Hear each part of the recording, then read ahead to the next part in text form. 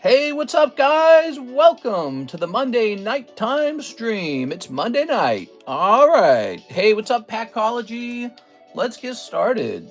Today's title shall be Giveaway Challenge. Okay, we'll also say pricing up odd slabs because we're looking for slabs that need to be priced and maybe they're just floating around because we've already priced up our main slabs and we've got pictures of them in Discord.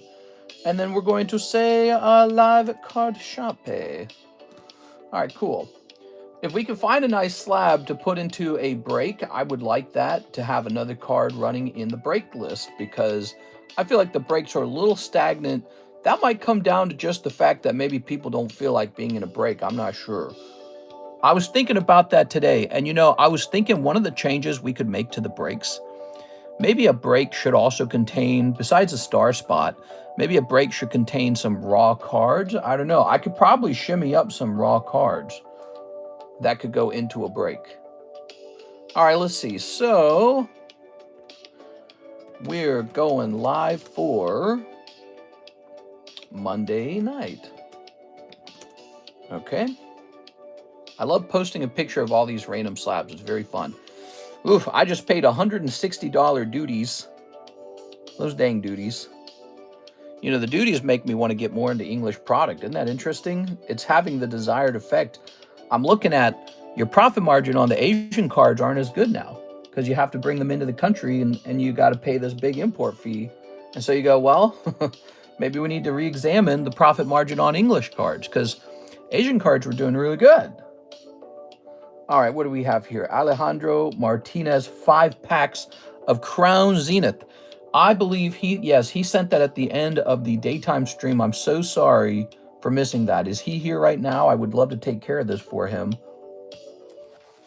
He said Crown Zenith, right? Crown Zenith is on the menu, just regular packs now. Is that right? Let me take a quick look. Let's see. Stellar Crown. It says we do have a Crown Zenith category, but it doesn't have a price next to it. That doesn't seem right. How did he end up knowing how much to send then? He said 5 packs Crown Zenith. Looks like he sent $8 per pack.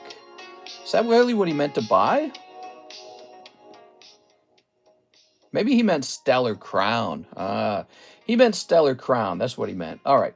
So, but actually, let's get a price on those Crown Zenith packs in case you don't want to have to buy a Sea and Sky UPC. So it looks like Crown Zenith packs would be $20. Here it is. So you can get a Crown Zenith pack instead of a whole UPC. Okay, and that would mean that this is underpriced. He definitely probably meant Stellar Crown because he sent in enough money for 5 packs of Stellar Crown. Smash that like button for me, guys, especially because the giveaway challenges for this Master Ball Jolteon, which is being given to us by NHCC, but it has a challenge attached to it. You have to hit the like button until we get 100 likes, and when that happens, the giveaway is triggered. If we fail to get those likes, what's going to happen is the daytime stream is going to be given a chance to get it first. So if you don't want to give it up to the daytime stream, you got to smash that like button. All right, cool. Oh, that's so funny because a 90 commercials is playing while this music is playing. It's like back to the 90s music. Doesn't really sound like the 90s, though. I wouldn't say that sounds like the 90s. That sounds more like 80s music. The 90s music, I feel, had like some influence, like some maybe like Mexican, Spanish, country, a little bit of punk.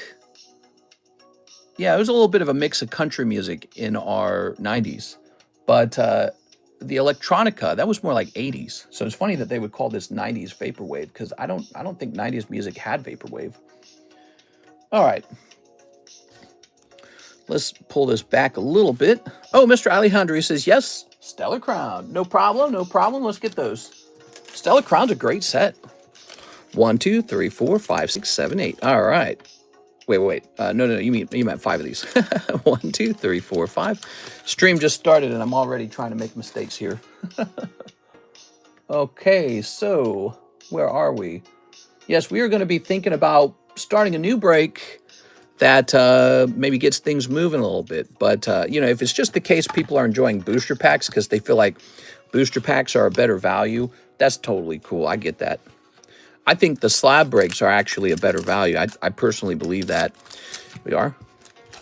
That's because I know the pull rates in the booster packs, and then I also know the PSA 10 rates, and I know it's atrocious. We are. Okay. Oh, let me turn my iPad on. So how you guys been today? I was watching the news virtually all day long. I watched it all day, nonstop. I can't stop watching the news because they're talking about the killer, the shooter for the Charlie Kirk assassination, and it's just, you can't peel your eyes away from it. You're so curious about what happens next, you know. Ooh, Lapras. So that's what I've been doing today. I did work on the BGS submission. It's this close. It's quite close. We are this close to finishing the... Oh, I like this card. We are quite close to the BGS submission wrapping up. Here it is. That's, I wish I had a helper who could help me with the BGS submission. I really do. And I haven't picked a guy to work with me on eBay submissions. I'd like to have a new guy who is doing eBay submissions for about $1.50 per listing. So if you did 100 listings, you would make $150. That's not bad money, because if I'm grading 500 slabs a month and you list, let's say 200 of them, you might make a little side cash just filling in. And I take the picture for you and everything. You don't even have to take the picture. I take the picture.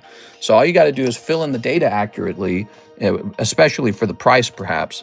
And then you make your money. Here it is. It doesn't sound like much, right? $1.50 doesn't sound like much, but it's like cardboard boxes. They add up real fast. You know, we go through cardboard boxes like Kleenex over here, and paying $1 per box seems really cheap till you ship 1,000 items, and then you're like, oh, I just spent $1,000 on shipping.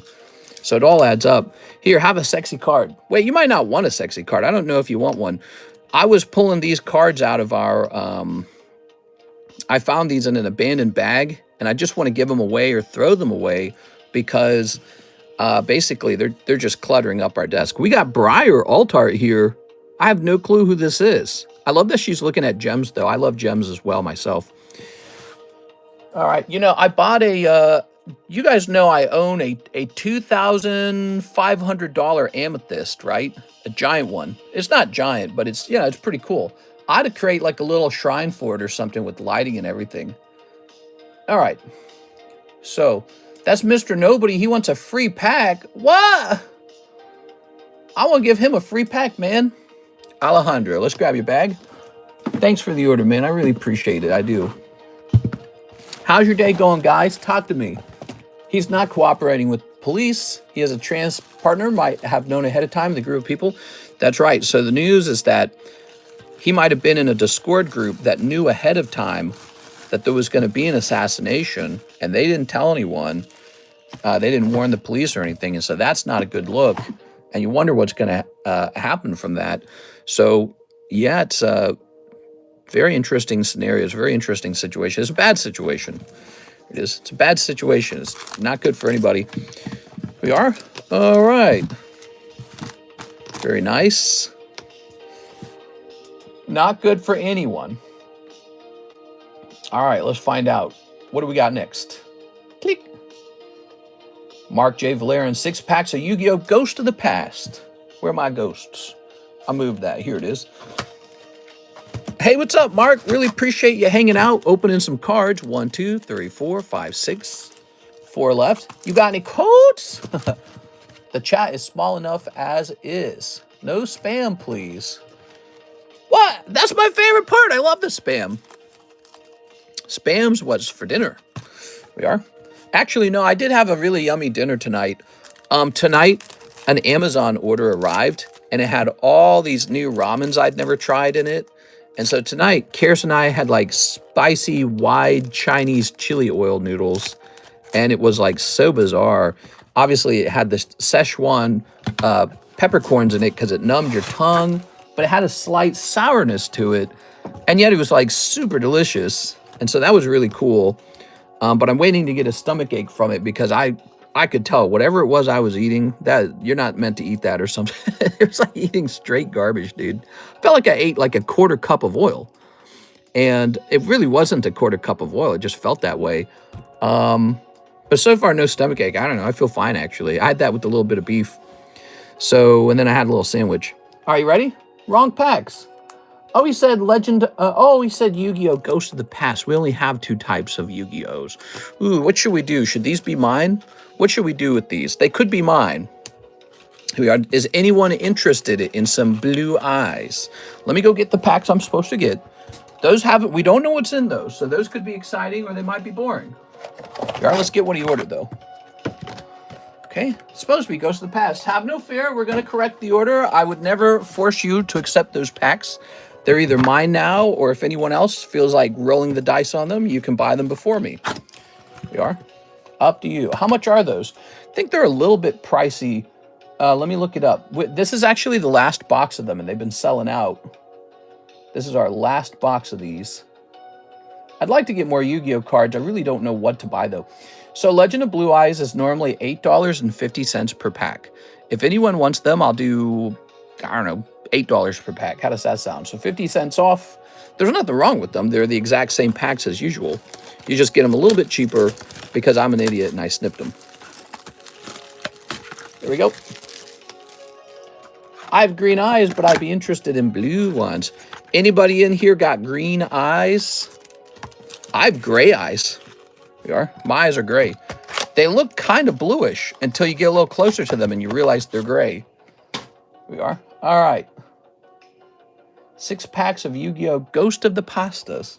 Yes, Ghost of the Pastas. It looks like I need another display box of the Ghost of the Pastas. I'll be back. All right.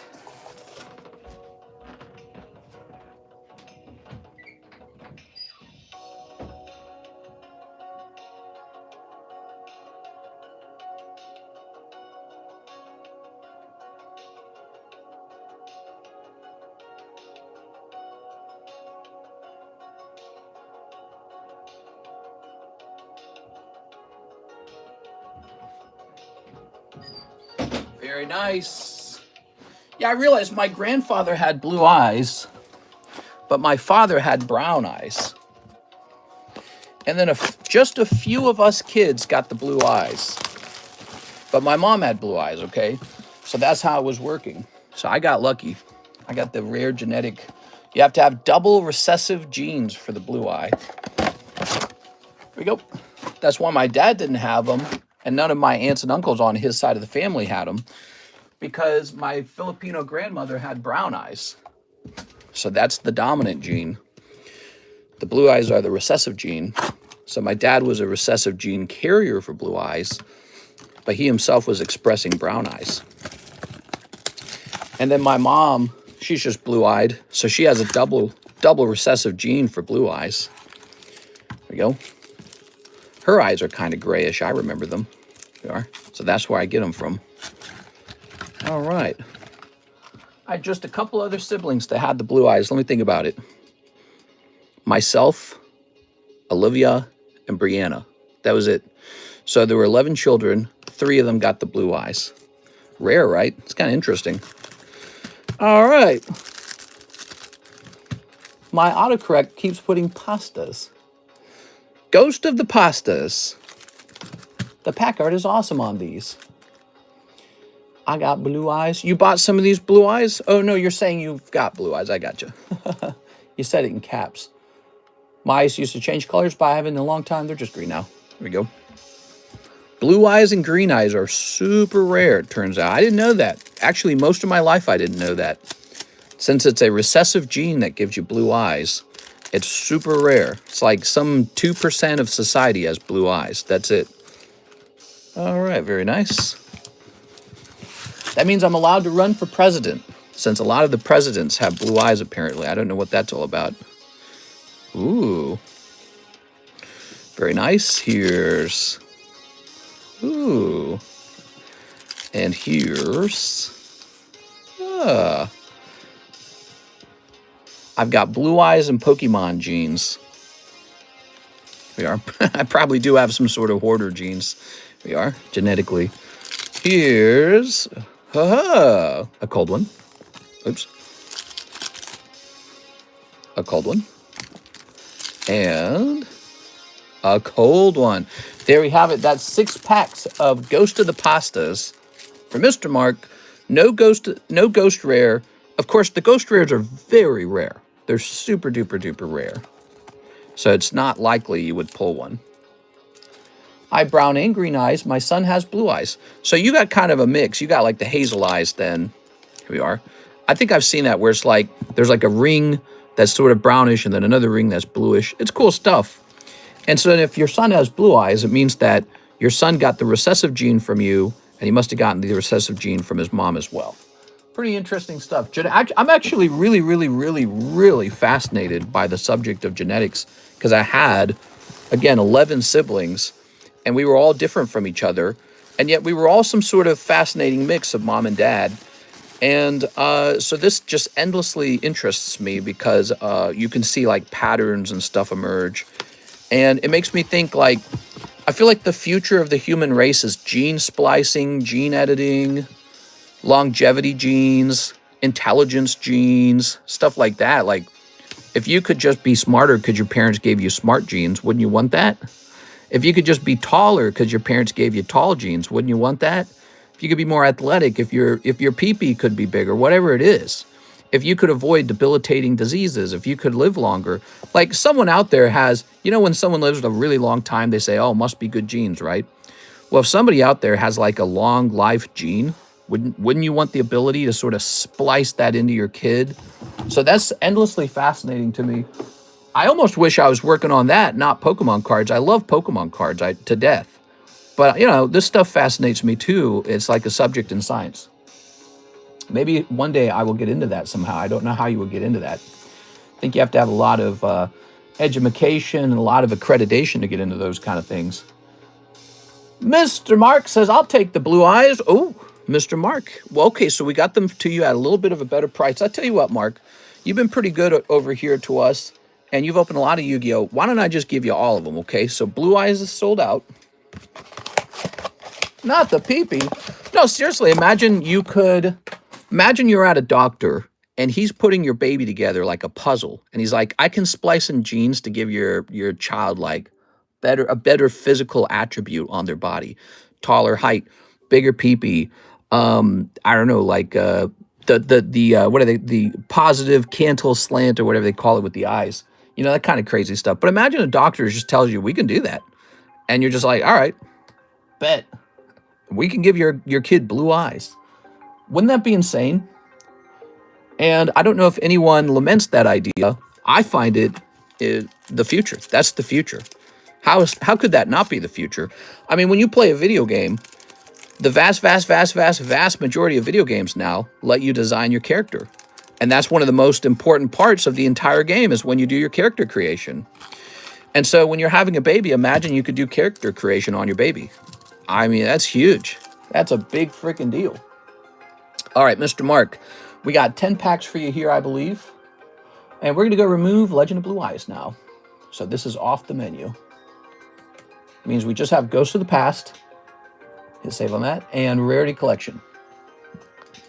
Mr. is secretly a mad scientist. It's not a secret. I've always been that way. Always. And I do have the mad scientist feeling all the time. Things fascinate me. I do not care about how anyone feels about it. If it fascinates me, it fascinates me. And I get really obsessed over it. Here's Curse of Dragon. Here we are. Actually, that was the very first conversation I had with Karis, was a conversation on my fascination with genetics. That was our very first conversation 12 years ago. We sat down in a cafeteria, and I was talking about how the future could be government programs to make people have healthier children. Here's Tri-Horned Dragon. Very nice. Ooh. Spirit of the Harp. The ability to edit the human itself is maybe one of the biggest areas of science that's completely untapped right now. Completely untapped like a gold mine. Here's Red Eyes Black Dragon. Dang, dude, you're getting all this stuff. You got the blue eyes. Now you got the red eyes. Awesome. Here we are. My experience as a child in a large family led to an extreme fascination with the way genetics work, because I had so many siblings that looked so different from each other. I had one sibling. She had blonde hair and blue eyes, and she had blonde curly hair, right? So the hair was curly. And then I have another sibling. She looks completely Filipino, brown eyes, black straight hair. What do you think of that? Black straight hair, brown skin, brown eyes. We are. And then a different sister, curly blonde hair and blue eyes, pale skin. You know how fascinating that is to me? That's endlessly fascinating. You are. But so if that's working with your skin color and your hair color and your eye color, it's almost certainly working with your brain too. Pot of greed. Oh no, not the pot of greed. Okay, there we go. Imagine a doctor comes to you and says, we can raise your kid's IQ by like 20 points. All you gotta do is sign this sheet that says we splice a third person's genes in. How insane would that be? Here's Flame Ghost. All right, and many people will reject that, of course. But some people won't, and they'll be like, hey, let's try it. Let's give it a try. Who cares? Right leg of the forbidden one. Ooh. Very nice. A 3-person baby. He's mad. He's crazy. I was born with a medical condition that's genetic. Mine was spontaneous mutation. However, even with gene splicing, they can't remove the gene. I was born with neurofibromatosis type 1. Oh, very interesting. And so you're saying gene splicing wouldn't really help with that particular thing. That is very interesting. Here we are. All right. Toss this over here. 80s synth pop. Did you guys watch the movie Gattaca? I did watch that movie. I watched that movie much, much, much later in life. I didn't know how I felt about it by the end. I didn't like the movie Gattaca in a certain way because I couldn't tell exactly what it was arguing. Like, obviously it was a good movie because it forces you to have a conversation about an interesting subject. In the movie Gattaca, the good guy is supposed to be a loser that should have been like aborted because the doctors decided he had the wrong genetics. He was like genetically suboptimal, but the mother kept the child. She decided not to abort the child. And so, anyways, he has this dream of like going to space or something or being like a big success. And he's just kind of going through life, succeeding, fighting, getting to the top. And then there's this other guy who is one of the most like optimal genetic guys. And eventually in the movie, he commits unalive. And so the story kind of presents this problem between a guy who's supposed to be perfect, who commits unalive, and a guy who's suboptimal that kind of takes his place. And he has a brother as well, and him and a brother have a contest to swim out into the ocean as far and as fast as they can and see who can go further and faster. And the suboptimal brother wins. And so the genetically optimal brother's like, how do you do it? And he's like, when I swim out there as if I'm not going to return. So he just goes all in. Now, here's a problem with that message I felt. I felt that could that mean that the brother who just tries harder, he actually was the genetically optimal specimen? Maybe that's all it means. Because I feel like the movie tries to suggest measuring the maybe the genetic capital of the person. It's based more on their spirit or based more on their commitment or based more on like their belief system. But aren't those things always genetically based as well? Like, where do you get your personality? You think it comes from the ether? No, it comes from inside of your brain. Your brain creates an identity and it creates an ambition and all these other things. So, by the end of the movie, I wasn't so sure if I was convinced that their idea of measuring humans so that you could pick the best baby was wrong. I almost felt like all it meant was that they had not perfected the science of it. You see what I'm saying? So, but it's a fascinating movie. It makes you talk about those subjects. And so it's very fun to watch. There we go. Not a bad round on the Yu-Gi-Oh! Hard work beats talent when talent doesn't work. Yeah, exactly. So he had a personality type to fight to the end. And he's saying that was the trick. And nobody else could fit, the people who found out who he was, because he wasn't supposed to exist. There was sort of like a detective hunting him because he's not who he claims to be. He had to like hide and pretend who he was because he's not supposed to exist, because he was found to not be like a perfect genetic specimen. And, and he was lying about who he was in order to get on a space program and all this other stuff. And so, there was this hunt, there was this, not FBI, there was this detective who was after him. And it was just all really, really fascinating. So, hey guys, what if I showed you some cards? What would you guys want as a break? Here's a Magikarp. Here's a Birds. Here's a Master Ball Cubone. Let's say no to that one. I don't think this one's going to be broken. I think this one just goes into my personal collection. It shouldn't even be over here. Here's a Gengar Mimikyu. Now, this one is in Chinese, but it's still really high quality. It's still very beautiful. The print quality is top-notch quality, just like a Japanese card. You know why? Because it's printed by the same company. That's why. Cubone. You like the Cubone? I actually like the Cubone, too. I just assumed it probably wouldn't do well. Hard work beats talent. Not in my case because the gene is far too big. It affects chromosome 17. I always wanted to be a dad, but I have a 50-50 chance of passing my gene to my kid. I would totally want the NF gene removed. Yeah, exactly. And so this is why I'm fascinated by that kind of stuff. Yeah, I think it's this part that the human race is largely ignored. We're so scientific, and yet we haven't gotten enough into the science of editing ourselves. You know, editing ourselves to be smarter, healthier, faster, whatever it is, more attractive. You are.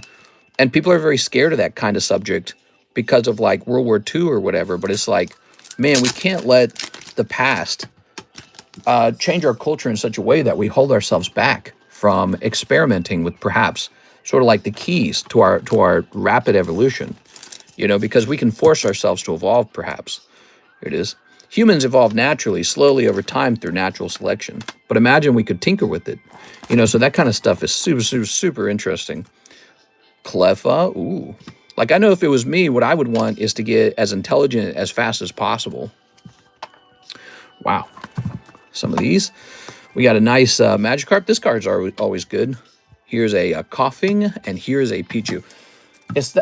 What submission pack did you pick? What? Love Pokemon, especially Gengar. I was scammed out of one from eBay today. Ah, that sucks. Oh, by the way, look what arrived, guys. Here we are. Oh, yeah. So this beautiful Tyranitar replaces the one that CS-Min just bought. So I bought one for me, and I sold one to him, and we're all happy. That's why I sold it, because I went ahead and ordered a replacement. We're all happy. Let me go move this off to the side, by the way. Okay, and I'll toss this off to the side as well.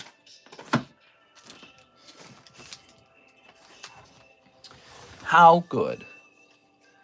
Squeak. Hey, what's up, Six? Oh, that's not Six. That's Cody squeaking. Cody, what are you squeaking for? Okay. Here's that super rare Carddass Coughing. It's a hyper rare card. Oh, any orders in the queue? I should look. What is his music? It sounds kind of sexual. So Mark J, he says, send the red eyes for grading. Hell yeah, dude. We're going to do that. So what do we got here? We got Cloyster.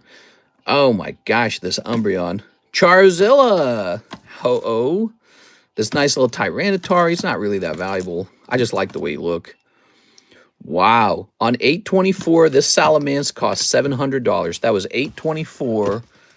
I guess he didn't sell. I guess nobody bought him. They're like, no, I don't want that guy. He sucks. What does he cost today? I have to know. PSA 10. Power Keepers. Salamence. People said, I don't want that one. He sucks. Look at that. Cheapest one for sale. Are you ready? $4,500. And I guarantee you someone's thinking about it right now. Yep, 14 watchers. 14 watchers, 4,500. Oh, and mine's better than his. He has an old cert, and I have a swirl on mine. Wow.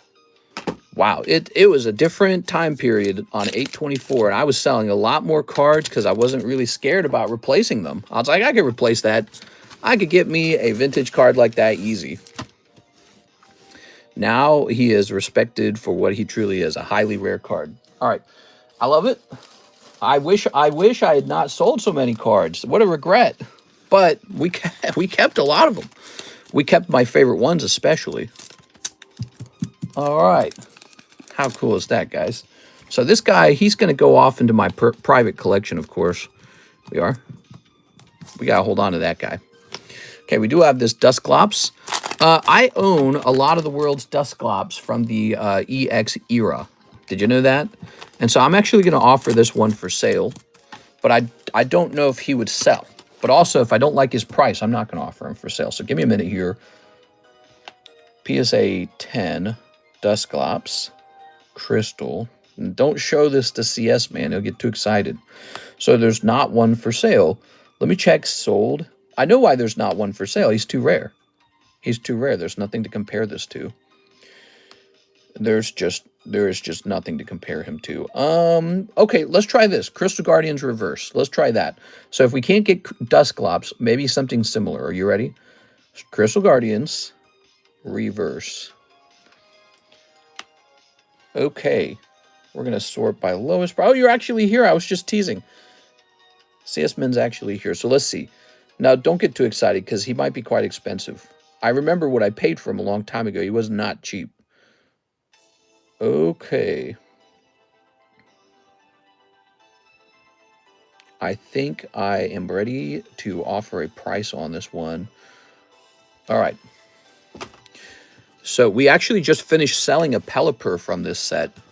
So Pelipper from this set just sold to a friend, Mr. Steven Sistrunk.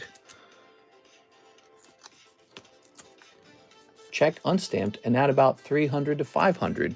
That's not really a good formula, I'd say. But let's see. Let's see. Crystal Guardians, Dusclops. You can't even find them that way either. So crazy how cheap they are as 9s, though, you know. They're so cheap as 9s, but that's because everyone wants the 10.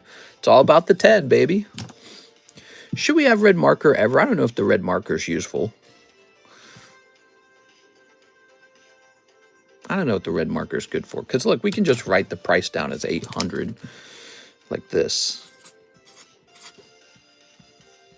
See? That's easy enough, right? You're a 10. Aw, you're too kind. So Pelipper, which is kind of similar to Dusclops in a certain way, like they're not Charizard, obviously, but they're from this set. They're desirable. They're a little pop. Check this out. You ready? You want to see how rare this guy is? Check this out. There's just 16 of them. Pop 16. So, and that's why this price is always going to be really hard to, you know, mess with, because only 16 guys own this card. And you need this card to finish Crystal Guardians Reverse collection. See how his name is in gold, by the way? That's because he's an actual rare card in this set. So it's not any reverse holo. Down there, you can see that is a star. It's a holographic star. So he's considered sort of like a hit in terms of rarity. But, you know, in terms of collectability, there's a limited amount of people who want to collect Dusclops. Same with Pelipper. I like Dusclops, though. That's why I have a couple of them. All right. He's a good Pokemon. I like that he's got hands, like he's going to grab your butt. Okay, so let me place that there. Hey, what's up, Nintixo? I don't like this Pokemon, but I'll consider it. I know you'll consider. I know somebody else will consider it, too. There's another guy who would potentially buy that one because he just finished paying off a different one. So let's try this Carddass Coughing, who was 400. I don't know how well this card would have gone up in price. This one's very confusing. I call this Game Boy Carddass. Game Boy Carddass. There is not even one for sale. I will make it available. Let's see. He was 400. Oh, well, you know, let me try this. Let me try this. I'll try typing in Carddass Vending. I got to find a similar Pokemon. Carddass Vending Pokemon. All right, you ready? So, let's type in 1996. Okay. Ah, there we go. Okay. There we have it. We won't buy it now.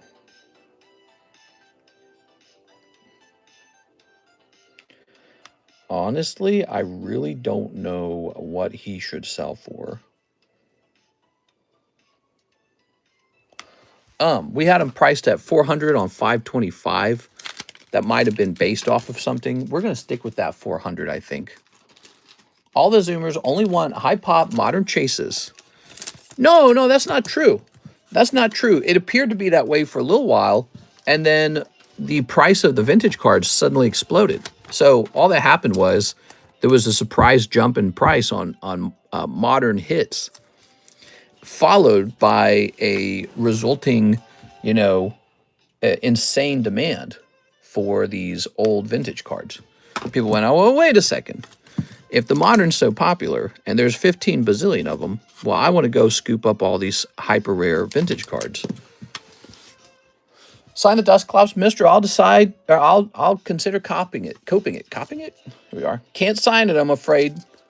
I can't sign it. I can't sign anything. I sign a couple cards that are owned by a couple people, and that's it. Pop 10. So there's a whopping 10 of these in the world. Okay, very rare. And this back here is the Game Boy sprite for coughing. Pretty neat. Okay, cool, man. That's the Japanese Game Boy sprite. The American version could have been different. Look at that. Now, this card is not going to end up being for sale. We're going to hold on to that one. Okay. Doobie-doopie-doopie. Oh, okay. We're going to go grab that card now for Mr. Mark. If Mr. signs, I'll be mad. I try to sign like less than one card per month. I think I sign a card every couple of months. And so that means when it's time for me to die, there won't be too many of them. And I think that'll be cool. I'm playing, mister. I know your rules. Here we are. All right. All the zoomers.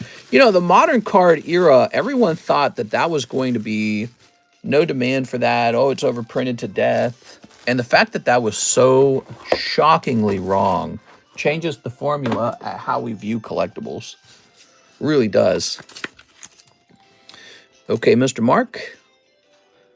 Today we got, oh, wow, we got 80 viewers. I didn't even see that. Smash that like button for the giveaway, guys. We need to get the likes to 100. Where's the giveaway? Here it is. So, NHCC donated this giveaway with a special rule. We have to get 100 likes done, and then it's handed out. So the moment we hit 100, I'll hand it out, okay? But we got to hit 100 first. All right, if you don't hit 100, you're going to give the daytime stream another shot at it, because the daytime stream, they got to like 85 likes. They were short, just about 15 people. That was it. And so you have a chance to get it before they do. Mark J. Valerian. And this is going to say PSA grading. The Bubble Mew really put in work for Scarlet Violet. That is like the top card for them at this point, is it not? The Bubble Mew is huge, man. All right, so here are some cards we didn't have priced up before, and they're available now. Dusclops and Coughing, and they're both hyper rare types of cards. No, they're not Charizard, but if they were Charizard, you know, the Charizard I'd have to sell for like 15,000 or some crazy number. All right, here was a Tyranitar. I was buying this early in the year because I didn't know, you know, I was just buying like randomly some Tyranitars, and I didn't know that they were all going to explode in price over time. But I wanted some cool breaks, and so I grabbed this one. It's a holographic Tyranitar constructed deck. Let's try. Let's take a look at this. Tyranitar constructed deck. Let's type in deck first. Oop, I typed in decks. There you go. Here he is. That's a 9. Let's type in constructed, maybe. Constructed. Are they sold out? Bro, they're sold out, man. Wow, when I bought this card, there was like 50 of them on the market. They were all over the place. That's crazy. Yeah, okay, so I don't know how to do a break on this because I don't know what he should be worth. Maybe I'll wait for one to sell recently and we'll go from there. But for now, I don't think I can sell them.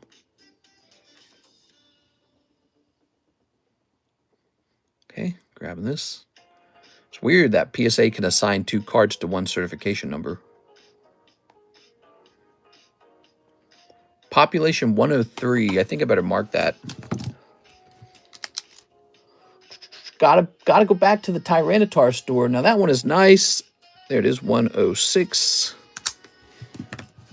All right, he's got to go away until one sells, or until there's like a couple on the market. Oh my God, I'm so lucky I didn't sell this thing, man. Look, he was for $1,000 on 824, but now he's just this hyper rare XY Evolution card. I bet he's like 1.5 now.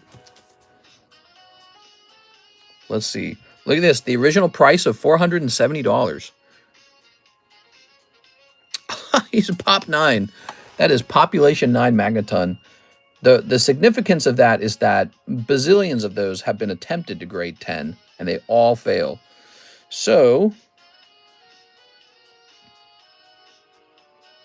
XY Magneton Evolutions. Let's see if one's for sale online. I doubt it. Hit copy on that. Oops. So this app stopped working. Let me go ahead and reset it. We have no orders in the queue. If you guys want to open anything tonight, here we go. Got some cool stuff in the menu right now. Okay, so check this out. The cheapest one is for sale for 4.9 thousand now. 4.9. Wow. And that's because now people are after these hyper rare cards. Do you see this number, 6/2,486? That number represents how hard he is to grade, because they tried to grade him 2,400 times and failed. That's really what that means. So let's see. And so right now he's pop 9. Let me look at this number a little closer. Okay, I want to see this number a little bit closer. Number 38, huh? Give me a minute here, guys. Okay, here it is. Magneton Hollow. Wait, do I have to turn it sideways? Oh, God. Oh, I went too far. Oh, my God, this music's driving me nuts. Here it is, Magneton Hollow. There's been 3,000 attempts. 3,016 attempts. Wow. Isn't the Chansey hard to grade too? Yes. And actually, we did a break on the Chansey. And you know what was so sad about that? So somebody wins the Chansey, and then unfortunately, it gets lost in shipping. And so I had to pay out the entire value of the card. It was a really sad day for me. I lost so much money on that. It was not a replaceable card either, so I just had to pay out. It is really horrible. And now the dang thing's probably worth so much too. Really sad. Makes me wonder what happened to it. It's extremely rare for something to go missing or get lost in shipping. And so that was a very rare example of that. I mean, we ship hundreds and hundreds of packages and nothing goes wrong. We are. Would insurance cover the loss? I don't think that card was insured in that case. We are. XY Evolution's Chansey Hollow is going for over 10,000. Well, no one's going to buy it for that price, 10,000, but maybe a couple thousand. So it's sad. Yeah, I could see it selling for a couple thousand. I mean, this one, they want 5,000 for it. So yeah, it's pretty harsh, isn't it? All right, let's take a look and see if there's any orders in the queue. That Magneton's so beautiful. He's extremely desirable because you cannot finish an XY Evolutions collection without him. And so he's one of the key pieces. You have to find somebody who's got a Magneton 10. And this one's cool because it actually has a decent certification number. It's a more recent certification. It's not super recent, but it's not super old either. And people just send in oodles of these cards trying to get a 10 on them, and you just can't get it. So that's really fun. I mean, I assume they've all been tried, you know. So, oops. I've assumed most of the ones on the market have now been tested. So what you can do is open up a ton of XY Evolutions and try to grade those. Oh, we get these nice... Look at that Gray Ninja. Multi-slab break. What does that even mean? Here's Piranha Plant. Here in Australia, we have automatic insurance up to a certain amount, which is covered by our shipping company. I honestly thought it was base set at first. Let's see. I feel like we ought to do a Magikarp. Don't you guys feel like a Magikarp makes a lot of sense? I feel like we ought to do a Magikarp. He's awesome. So I'm looking to add a new cheap, fast break to the table. We want one that's cheap and fast. Magikarp might be the guy. How do you guys feel about the Magikarp? Is he good? All right, let's give it a shot.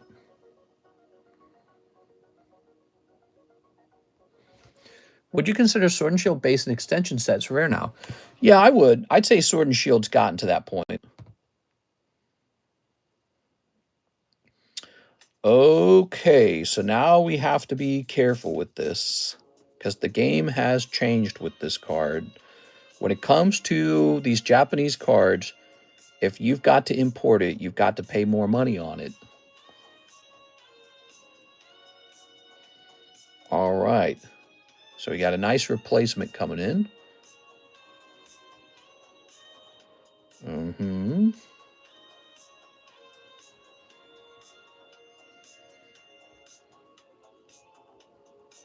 Oops.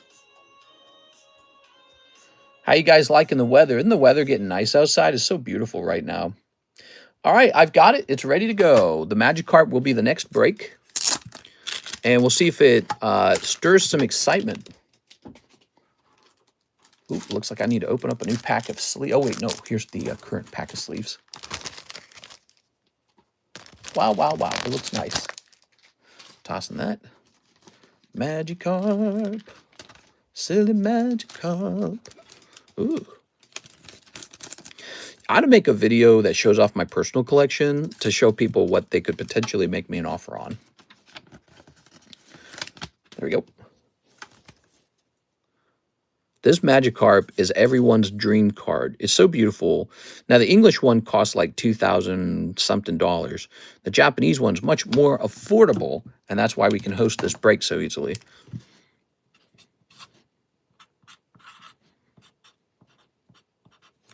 Okay, and there it is. So it's $40, 1 in 8 with the star spot. And let's add a card to it. Are you ready? Where can we find a card to add here? Maybe in like one of these bags real fast. Not bad. That's the point of him. He's really not that bad, is he? So, what is this? We're going to add a little bonus card. Here, let's add this one. Okay, so that's the bonus card. When we host a break, maybe we should have a little bonus card every break. I should have like a bag of cards ready to be turned into the bonus card. So there's a little Lapras. I don't remember what set he's from. There we go. But I got a lot of cards like this just laying around. So he'll be in one of the custom booster packs. Okay. And we'll call this break the cart break. Really, it ought to be the lightning break. That's what we should call it, the lightning break. Okay. We ones? We're missing 43 likes. Yes, you guys need to get the likes up to 100. And if you do that, we will bust out the free ones instantly. Got to get to 100 likes. That is the challenge. You'll notice the title says free, giveaway challenge. Where's my music? Click. A Sonic City Pop Voyage. What? Look at this. A couple of these. I've been holding a couple of these for a while. I didn't write their prices down when I bought them. Tyranitar Awakened Psychic King. That's an interesting thing, isn't it? Look at this one. This one had a price tag of $225 back last year in December. It's almost been 1 year since that date. Let's see if we can find a similar price to it today. Oops, come on now. Now you'll notice that is fighting type Cloyster because it's a Delta species card. So we'll say Frontiers, Cloyster. There might be one for sale just because, you know, it's Cloyster. Nope, there's not one for sale. He's too rare. So you cannot find a Cloyster for sale. How crazy is that? That's where we're at now. You can't even find Cloyster. Gosh, I wonder what he could sell for. Hey, mister, do you have the Burning Shadows Charizard? I believe I do. I think I have one of those. I know I felt personally like I wouldn't mind selling it either. So I could have sold it, but I'm not sure. I would have to check. He's a really good one, by the way. He's a really good card, real consistent mover. He's going to be a special card to have in the future, you know. Give me a second here. I'll go see. A long time ago, I advocated for that card. Oh, I'm sorry. I can't access my Charizards. When we went to Dallas, Texas, I locked up a bunch of my cards. So I got cheap cards I can find, but he will be locked up. I can't access him. That sucks. Yeah, I'll have to look another day. Here's Bowser. Ooh. Here's a Gengar. Here's, aha, the gym pack break for $68 per spot. Here it is, the pack split. Ryan Shapiro's in there. We need 9 more people. It's a pricey pack split. That's because this cool little set contains a Gengar that sells for like almost $3,000 now. If you count taxes, it's close to 3. And the Charizard goes for like 2.4. Really crazy prices. They're both right here in this set. And this is a guaranteed holo in here. So those packs have gotten pretty pricey over time. All right. Santamon. I want Santamon. If everyone clicked like, we could reach 100 and we could win a card. Yeah, it would actually not be too difficult. By the way, if this is your first time here and you're interested in opening some cards for our entertainment, or maybe you just want to know how it all works because maybe you see a slab like this one on the table, Retro Bowser, and you're just like, I want to buy that slab. Here's how it works. Head up to the corner of the screen, the top corner, and you'll see the little dots. Click on those. That'll expand the description. Open that description all the way up, and you're going to find how to pay. Really easy. You just directly send me money on like CASHAPP and PayPal. That's it. Just straightforward. You don't need to create an account with me. There's no Cardconomist website, nothing like that. We've been doing it this way we're in year 7 now. Really long time. It's easy. It's fast. And I receive an email when you send that purchase, and then I go get you your stuff. That's how it works. Everything you buy, it's for entertainment purposes. It's enjoyable, and you might get crazy luck, and something might pop out. We have a lot of unique products like the Live Customs, the Poke Shuffles, the Raw Shuffles, which I just stuffed those with a couple new cards. We've got these breaks, like one we just showed you a second ago, this lightning break. 1 in 8 Magic Cart break. So you got all kinds of unique things on the table. And we've been doing this for a very long time. I think this is one of the oldest non-stop running rip and ship channels for Pokemon. Isn't that true? I mean, if I was the first one on YouTube to do it and I'm still going, that makes this the oldest. Arturo Perez for a Waifu Shuffle. So here's one of those unique products. Ooh, I got my coffee here. Where can I need to like move this? All right, let's move these over. Okay, here we go. Waifu Shuffle. Now I want to get in that pack break again. This is bad. It is. If you feel like you're getting too much of an addictive feeling, it's okay to take a break, Mr. CS Man. The cards are always there next week and the week after that. So nothing wrong with slowing down. Oh, there's a little cold one for you. I'm sorry, Mr. Arturo. That's one cold card. Wow, the Waifu Shuffle, I can tell you, is completely filled. I mean, it's all the way full. It is 100% full. Okay. And now we are out of orders. So if we're out of orders, I kind of want to work on more slab pricing. So here's a Mickey Mouse, vintage Mickey Mouse card, 1935. That's really cool, right? Here's the Heartbreak Break. Here's a Gem Break for Scyther, classic collection. Here we go. We got a nice Tyranitar. In the front, here's Mega Break. Wait, here we go. Geo Rock, German Graveler. So weird. German Graveler. And then what do we have over here? We've got a My Melody Pristine 10. And it's an SP. Oh, that's good. SPs are like signatures, by the way. So this is probably underpriced. All right. So there's that. And Lunala, Queen of Spades. The Lunala Queen of Spades. 10. Extremely rare card, by the way. I'll go set this over here. And now we need a picture. So I'm going to take a picture of this and place it in our Discord server, okay?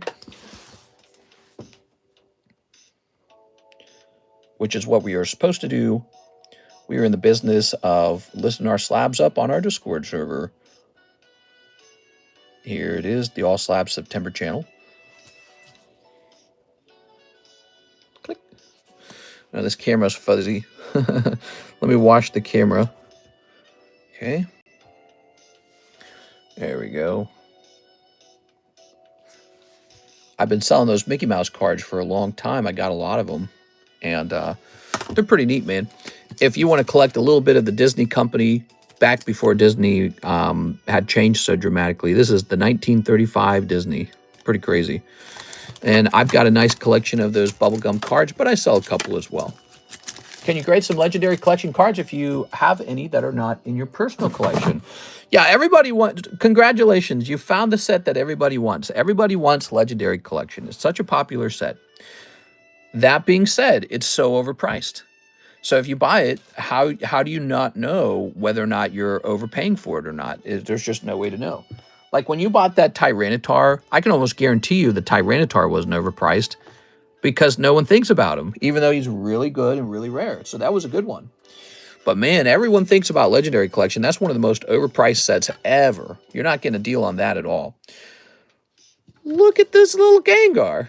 Aw, he's so cute. Here we are.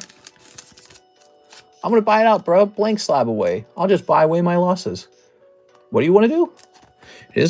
Okay, so there's a little Gengar. There's a little Gangy, PSA 7. And we are going to price him like he's PSA 7. He's going to be $8. Don't know what you're going to do with the PSA 7 Gengar. Maybe you'll do an experiment on it, like smashing it to pieces. Captain Pikachu. That's an interesting one. Here's Charizard, 4 of clubs. And I was going to go ahead and keep this in my collection forever, but I think that that's kind of unnecessary. I have so many Charizards already. So let's peel that out. Charizard, 4 clubs. Probably going to be pretty affordable, actually. I like those cheap ones for stocking stuffers. They're definitely good for like trick-or-treaters, little Christmas presents, giveaways, all kinds of stuff. Because they're so affordable. If you buy it, let everyone know so 2 people don't try to buy it. So that is Poker Charizard. Notably, it's a yellow back Charizard. So those are much more rare. See this? How it's yellow, it's got Pikachu? That's more rare. It just is. All right, let's try and figure out what we might price this card at. PSA yellow Charizard. I tried to type in yellow, and I typed in Yalq. How does that happen? What am I listening to, man? Capcom music, huh? I'm going to skip that. Pokemon Sun and Moon Lily's Theme Lo-Fi Remix. Okay. All right. So let's type in poker, because I typed in yellow and a different Charizard actually popped up. Now, let's see. They're showing me everything except for what I want. Here's a PSA 9 version of the card. They want like $500 for it. Let's just type in any Poker Charizard. Let's see what the cheapest Poker Charizard of all time is. All right.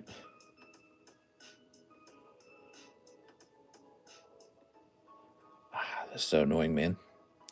You type it in and it shows you every single redback card because the redback card has a Charizard on the back, and so you can't effectively hunt for the price of the Charizard. These guys listing the cards are freaking idiots, dude. So this appears to be the cheapest one. $300 for a PSA 6. $300. I don't know. But it's a greenback. So PSA 6, $300, greenback. This is a PSA 2, a yellow back. I'm going to start them at about $250. See where it goes from there. Okay. All right. I know for a fact that's going to be extremely rare. There was never a console war. My Rayquaza Star 7 just cried to the Gengar comment. Oh, but the Gengar's not like the Gold Stars, though, you know. Okay, so now we've got Mr. Trevino. He says he'll take 6 of the Trump packs. You know, I bought those a little while ago. I probably should know what it would cost me to restock them now, because we are actually running a little bit lower on those. I initially bought like 15 boxes of those. I think we're down to like 3 boxes, because this has been one of the most popular non-Pokemon products on the channel, has been these Trump packs. So these Playboy packs have a chance for an authentic Donald Trump card from the past, like a vintage Donald Trump card in it. And they can go for really high amounts. Let me see what it would cost to try and replace this, because I am just curious if they are really hard to replace at this point. There we go. All right. So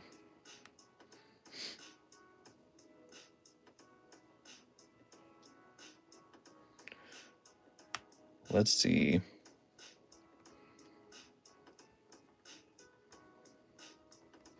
Give me a moment here. There's many versions. It looks like we can do a restock. So the price remains the same. Looks like we got an option for a restock, everybody. Perfect. These have been incredibly popular. You guys really tried to pull that card out. So this set right here, it's on the menu. These are $10 a pack, and this gives you a shot at a Donald Trump vintage card. Before he was president, he was just a billionaire celebrity.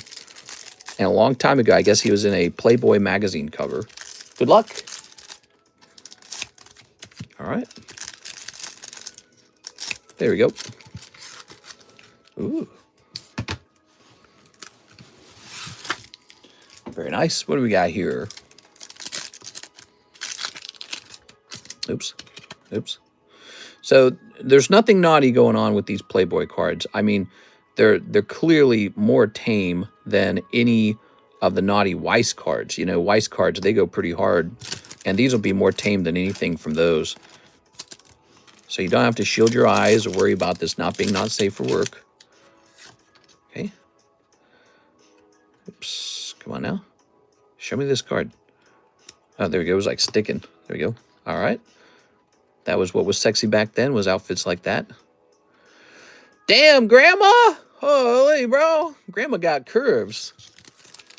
If you think about it, these are from the 1980s. So if they were 20 years old in the 1980s, today these ladies are 60 years old. All these women you're looking at, they are today 60 years old. So this is Grandma. That's Grandma right there. Let's say she was 18, and this is 19... when is this one? Oh, my God. This one was posted in 1970. So she's 18 years old in 1970. So that's like 55 years ago. Holy cow. You're looking at like a 70-year-old woman almost. You're looking at a 100-year-old woman. So she's really old. It's kind of scary, actually. And actually, Trump himself, who is featured on one of the cards, that's why we're opening it, he himself is like 80. So yeah, these are definitely from the past, true vintage. I would love to own like a PSA 10 of one of these Trump cards. That'd be interesting if you had like a PSA 10. It's certainly a good talking piece. Look at this. I like the way that one looks. You know, there's a girl. She's got underboob. Back then, that was probably shocking as hell. Nowadays, it's like, yeah, who doesn't have underboob? All right. Every e-girl account has boobs. Research, huh?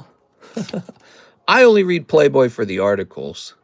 Okay, look, she's showing off some cheekage, which again back then was probably like super naughty. You're probably like, I can't believe I'm looking at naked butt.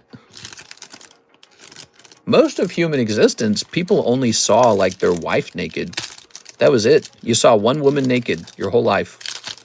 And the dawn of the internet has changed everything, hasn't it? Now you can see, oh, look at that. See how this is a rainbow color?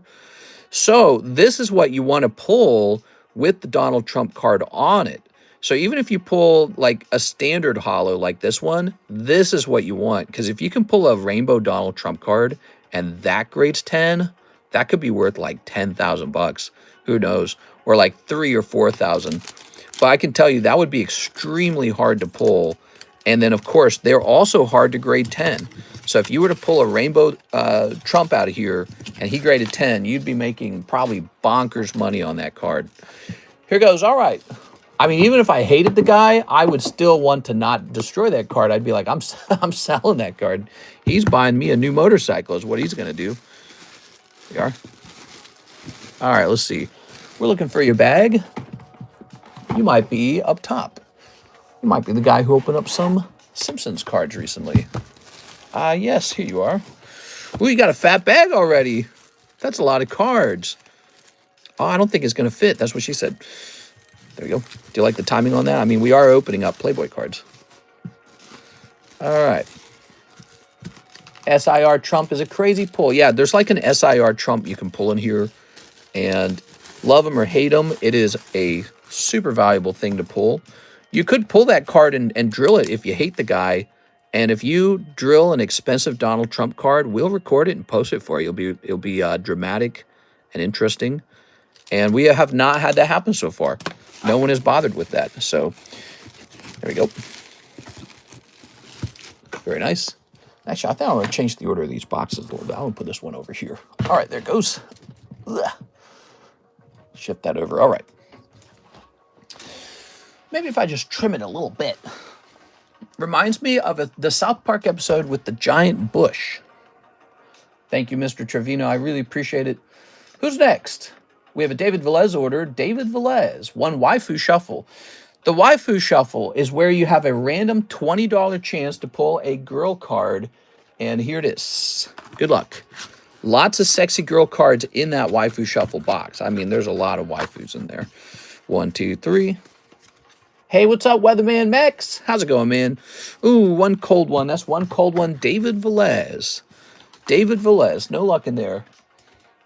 All right, let's see who's next. Now we've got Julio Chavez, and he says the Gengar. All right, you got it. Gengar is sold. We're at 60 likes. Wow, you guys are doing great.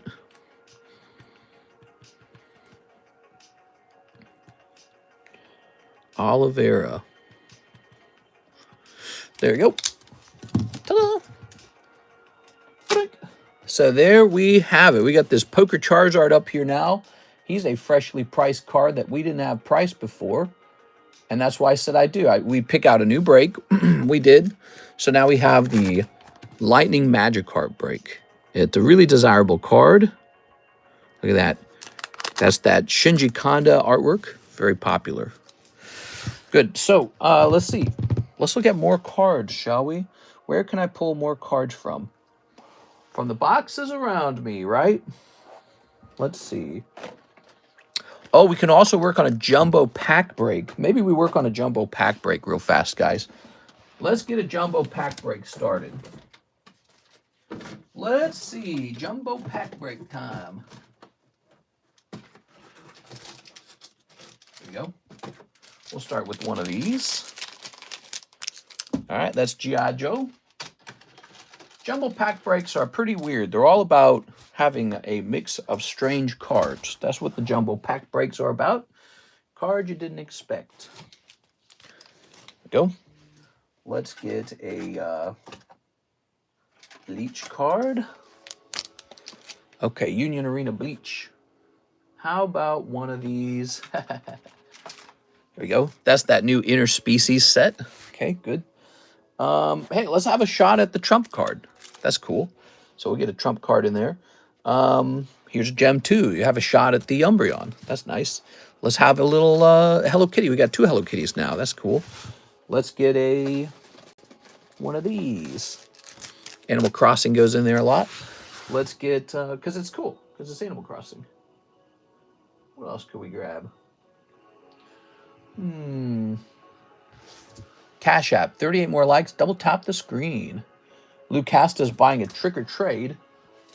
That's a good one to put into the jumbo pack break. So let's get one of these in the jumbo pack break. I like putting exclusive packs in the jumbo pack break as well. But if I can't find any, I don't know. Here's an interesting one. Let's get a Pixar in there. And then let's get a Disney Blau in there. All right, Disney Blau. Let's see. What else do we got? What else do we got that's interesting? Let's get one of these Carddass packs in there. Okay, Carddass pack. Let's get a Harry Potter. Did you guys know we had these Harry Potter packs? I bet you didn't. Let's get a SpongeBob-a-Doo. Ooh, let's get a Prismatic in there. Prismatic's at such a good price now. Hell yeah, dude. Prismatic's good. Now's the time to open Prismatic. I mean, there's no doubt about it. Prismatic's at a really great price. Let's get a solo leveling in there. Let's get a little My Little Pony action. I know you guys like the ponies. Let's get a game pack. I honestly think these Nintendo game packs are at a great price. They got a lot of vintage logo cards. Let's get a Minecraft card in there. Okay, I like the Minecraft. Let's get one of these Nightfall packs because they're actually insanely cheap. So those are really cheap. They don't cost anything. Plus it's Halloween, right? Ooh, let's get one of these Nikke Korean packs in here. So we're assembling what's called a jumbo pack break, if you've never heard of that. What's this? Ugh. Korean electric breaker. This is called a jumbo pack break. It's a set with a lot of cards in it. And for 40 bucks, you have a 1 in 4 odds to pull the whole thing. And then you just get the enjoyment of sitting back and watching it get opened. All right, so that's pretty good. Let's go ahead and start adding these up. What do you guys think? Do you think this is $160? I feel like it's probably not $160. We need to add something. Let's add a pricey exclusive card. Okay, you ready? How about one of these top Series 1 booster packs? I believe I have to sell these at 30 or something like that, right? Those aren't even on the menu. Those are secret. All right. Did you get more of the McDonald's Pikachus? I got a couple more, and then I stopped buying them. They are officially too expensive. Yeah, those got real expensive. Okay, you ready? So we're going to start the SpongeBob off at 35, actually. Electric Breaker, we'll say he's 1. Nikke, isn't Nikke like 3? I don't remember. This Minecraft pack is like 5. This is 5. I think this is like 10. Let's say 10. This is 14.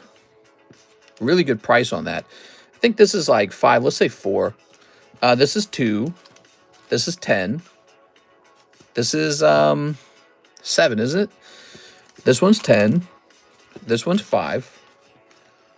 Bleach. I think Bleach is 5. Metazoo is like 2.5. This is 5. This is 2.5. I honestly do not remember what the Weiss Blau goes for. Let's go take a look at that one because it's a good thing to know. It would be under the Disney category. Disney category. Weiss Blau is $4. Man, we got to advertise that one more because I don't even think people know it exists. I doubt people know that pack even exists. All right, and then we got Pixar. What is that? Pixar, probably about 4. We'll set this in for 2. We'll set this in for like 5. This will be set in for 3. And this says 12 on it. Let's set it in for 12. We're at 156. So we get a little more for you guys. A little more. You ready? So we'll do a Pokemon White and a Pokemon Black. How does that sound? All right, we have a new jumbo pack break. There we have a new jumbo pack break. Look at all those packs. It's ridiculous. But we got this pack in the back right here. This is where a lot of the money is. This is a valuable Topps Series 1 SpongeBob pack. This is a pretty good item to chase after in this break. Topps Series 1 Topps Series 1 SpongeBob. You know, they're doing like some new Chrome set for SpongeBob soon, I guess. Might already be out, I don't know, but he's a fascinating one. You know, those SpongeBob cards. I want all of these. How much? If you want to buy the whole thing out instantly, you would send $160. And you can buy the whole round out instantly. Now, you don't have to do that. What you could do is send in $40 and you'll have a 1 in 4 odds to pull it. This is a very popular thing called the Jumbo Pack Break. You'll notice what we did was we put together about $160 worth of packs. And now it's a break where you can join and have a shot at all of them. But 3 people will miss, so please pay attention to that. You have better odds of missing. Okay, Luke Costa wants a trick or trade pack. You got it, man. Trick or trade. I'm very affectionate toward these trick or trade packs. They're only about 1 year old. Do you guys think we're getting a new trick or trade set? I hope we do. I bought some of the old trick or trade sets because they tend to have like holographic Gengar cards in them, and I really like that. You got Sinistra. Oh no! Can you add a Lord of the Rings and I'll buy it? Like what, a Topps Chrome pack of Lord of the Rings? I can't do that. Those are too expensive. There we go. I could add a Lord of the Rings Lord of the Rings flips, action flips to it. I think those are like $4 or $5 anyways. I can't add like the full thing. That's just like a free booster pack of that. Here it is, a Lou with an L. Mr. Lou, let's see. You're going to be right over here, presumably. Oh no, I have to like dig out the L boxes. Here's the horizontal camera holder. Let's place that over there for the moment. All right, let's see. They have stamps. Want me some nice? I hope so too. What is this? Isaac Thomas, bag number 2. Does Isaac know you have another bag over here? Isaac, you got a bag over here. Oh, there's Luke Costa. Found him. Cool. Very nice. We don't want the stinky daytime to get the giveaway. If you are in the nighttime stream, you got to get to 100 likes, and then we instantly hand out this giveaway card. At 100 likes, I'll immediately hand it out, okay? You won't have to wait right away. Whoever gets to 100 first, daytime or nighttime, is up to you guys. All right. Drop your go. Not sure if it's true or not, but I heard they're going to do something exclusive this year for those packs. Let me click this. So we have Mark J. Valerian for 2 Yu-Gi-Oh! Ghost of the Pasta. Let's get these Ghost of the Pastas. Oh, yeah. Thanks, Mark. There we go. What's your favorite color, Mark? Let's learn a little bit more about you. My favorite color is green and yellow. No, obviously not. There we go. Tell us a little bit about yourself. I'm curious who you are. You know, you joined us a little while ago, and you've been kind of a big player over here. There we go. Okay. Oops. Don't go anywhere. Now, what do we got here? We've got a cold one. I'm okay with the Lord of the Rings offer. You said, could I decline the rip and start a new bag? Could I decline the rip? What do you mean by that? Do you mean like keep the whole thing sealed? You could keep the whole thing sealed if you sent in for shipping right away. We are. My favorite color is Mister. What? Ta-da! My favorite color is Charizard. Sir Red and Black. Mark is a G. He's a genie? I'm a genie in a bottle. There we go. Depends on what you want to know. Doesn't have to be anything insane. You could talk about, you know, what kind of music do you like? You could talk about education, stuff like that. Whatever you want to share. There you go. Sometimes we get to know each other a little bit. All sealed. I'll include shipping then. All right. Sounds good. If you'd like to send in to buy this thing outright sealed, we can definitely do that for you. And then you will be opening it up at home. It'll be just kind of like a little bit of fun, huh? Let me go get a action flips over here. He said he wanted an action flips. All right. That is a Lord of the Rings action flips. So it's his because he bought all 4 spots, and he wants the he wants them sealed. So he's going to ship this out immediately. It's a strange concept. Just instantly sell it, huh? Finish the law break. 6 spots left. The law break. What is he talking about? The law? Oh, Trafalgar Law. Gosh, man, this guy's been stuck forever. Yeah, he's got 6 spots. Trafalgar Law. You know, we sell a ridiculous amount of One Piece, and there's 8 people in here, and he's just not wrapping up. Poor Trafalgar Law. I feel bad for him. Okay, what do we got next? Let's see. Click. We have Guardian Gaming. He says 4 Rocket Korean boxes and shipping. Nice. All right. So 4 boxes of the Rocket and shipping. I have bags under Guardian Gaming and a few slabs. Nice. And these boxes, we're opening them, right? Let's go get them. 4 boxes of the Korean Rocket set. I like that set. It's good.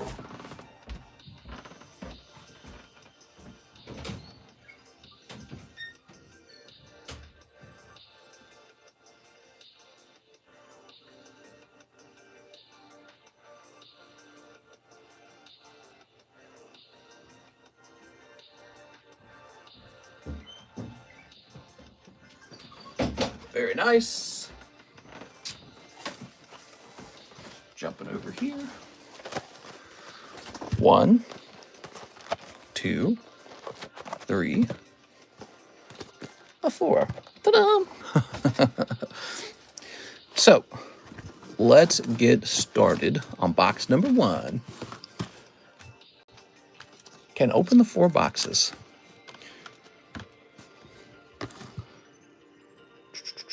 Let's snip this. Snip. Poor Trafalgar Law. So close, so far away.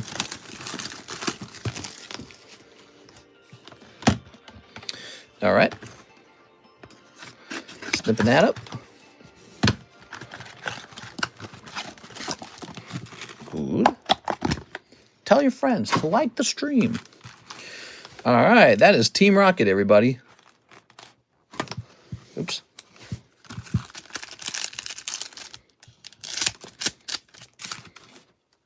Wonder if I could just rebuild that whole jumbo pack break right away so that I don't have to reprice it. You know what I'm saying?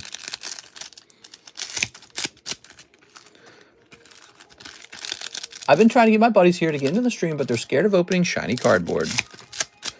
You'd be like, I do it, and look at me, I'm fine. I'm doing great.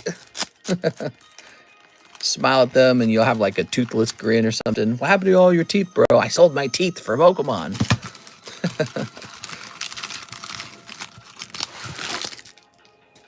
All right, here goes. Here's Primate. Cold. Spidops. Okay. This guy. Look at this guy. Ooh. Blink. Here's the Moltres. Cold. Cold. Gorabis. It's Gorabis. Cold. Okay. Here's Regirock, the rock that Reggies. Ah, Blazy, Houndoom. He's good. Good AR. Stinky SR, good AR. Wobbuffet. Okay. Mewtwo, he's good. Tell your mom to like the stream. I offer to buy them their first packs and start them up. They are. Card collecting, you know, it's definitely like, it's a thing you kind of get, you either love it or you don't, you know? Like, nobody had to tell me to get into Pokemon cards. I laid eyes on them, and I just knew. I said, ah, this looks like the thing I'm going to be doing for the rest of my life. You know what I mean? Here's Meowth. Didn't take too much convincing. Nidoking. Time to get some new friends, Mr. Whipple. So you got two of the best ARs out of the set. The Houndoom and the Meowth are very good. Okay, here's the tree. They like sports. I hate sports cards. Oh, I see. Yeah, that is an interesting thing. What is it with some people love sports and they have a predictable personality type, and then some people like Pokemon cards and it's the same deal. It is definitely like a nerd thing. All right. Yeah, somebody asked me if I liked football today, and I was like, surely I do not. Box number 2. Come on, Alt-Art Mewtwo. We need the Alt-Art Mewtwo. This continues to be one of the best-selling Korean products on our menu. Team Wacket. There it goes. Actually, I probably ought to look into the Japanese version of this product and see if it's still correctly priced. It might have gone down in price. Tossing that. I don't mind holding that for like a year. Who even cares? I'll hold Team Rocket for a year. Makes no difference to me. All right. Where can I buy packs, says Pringles. Hey, how's it going, Mr. Pringles? If you want to open some packs, you got to head over to the description of the live stream, which you can do by clicking on the little dots at the top of the screen. Go. Nice to meet you, man. Okay. Good. All right. Throwing this away. What do we got? Cold. Here's Wobbuffet. Cold. Here's Moltres. Oh, picking up the Alt-Art of Giovanni. Very nice. Good. Ooh, Spidops. Very nice, very nice. Oops. There we are. Cough and wheezing. Look at that wheezing.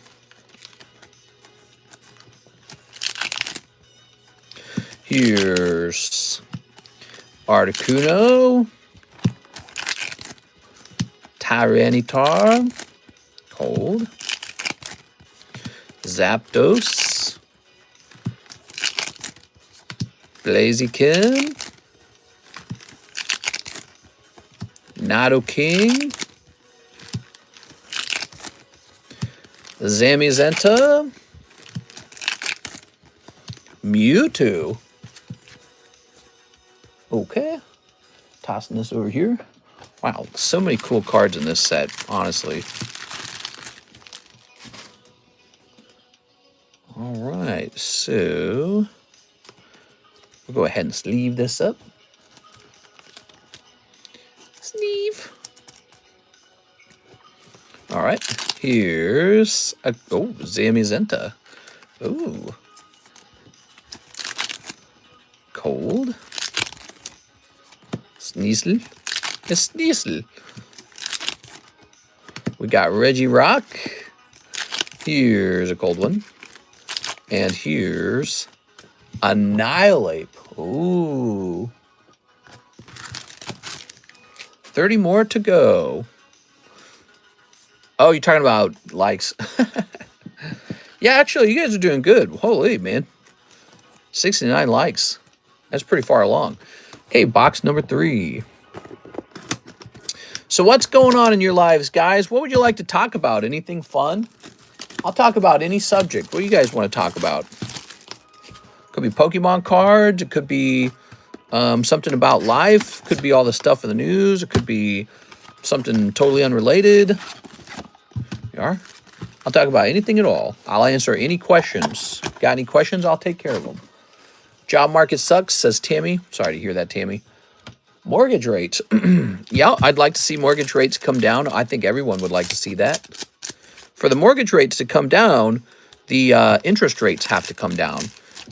The Federal Reserve loans out money to the banks at a certain interest rate. The banks borrow from the Federal Reserve, and then we borrow from the banks. We are. So we got to see interest rates come down. We are. But we don't know if that'll happen very dramatically. I bet you interest rates come down just a little bit. I bet you they come down just a little. Interest rates really should be around 5% all the time, because that's what they were before COVID. Before COVID, wait, we can ask the AI. Hold on. What was the interest rate before COVID broke out? Okay.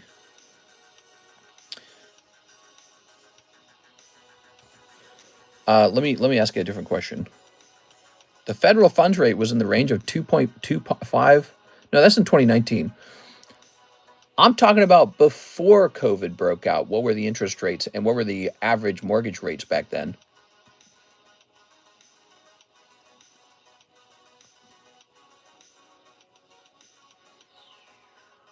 It's talking about right before COVID hit.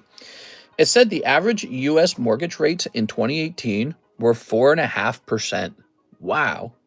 4.5%. Dang, dude. So people who buy a mortgage right now, which is a big money loan, you're paying some big, nasty interest rate to the bank. And then the bank, the bank pays that kind of, that money's getting passed over to the Federal Reserve is what's really going on. So the banks don't make like record profits necessarily, but they're not able to offer low interest rates. Here's a little ore beetle. You got the golden crowbat. That's nice. I bought my house in 2016 at 3.5%. Yeah, we got like 3.9% on our first lake house. And then we bought the small house. In that house, we got it like 4.5%. And this house, we got it 6.9%, just a ton. So we're paying huge interest on it. And we'd love to refinance it at a much lower interest rate. That would make a lot of sense. We are. Or sell it outright. That would be cool too. I miss 24/7 stores. I work late.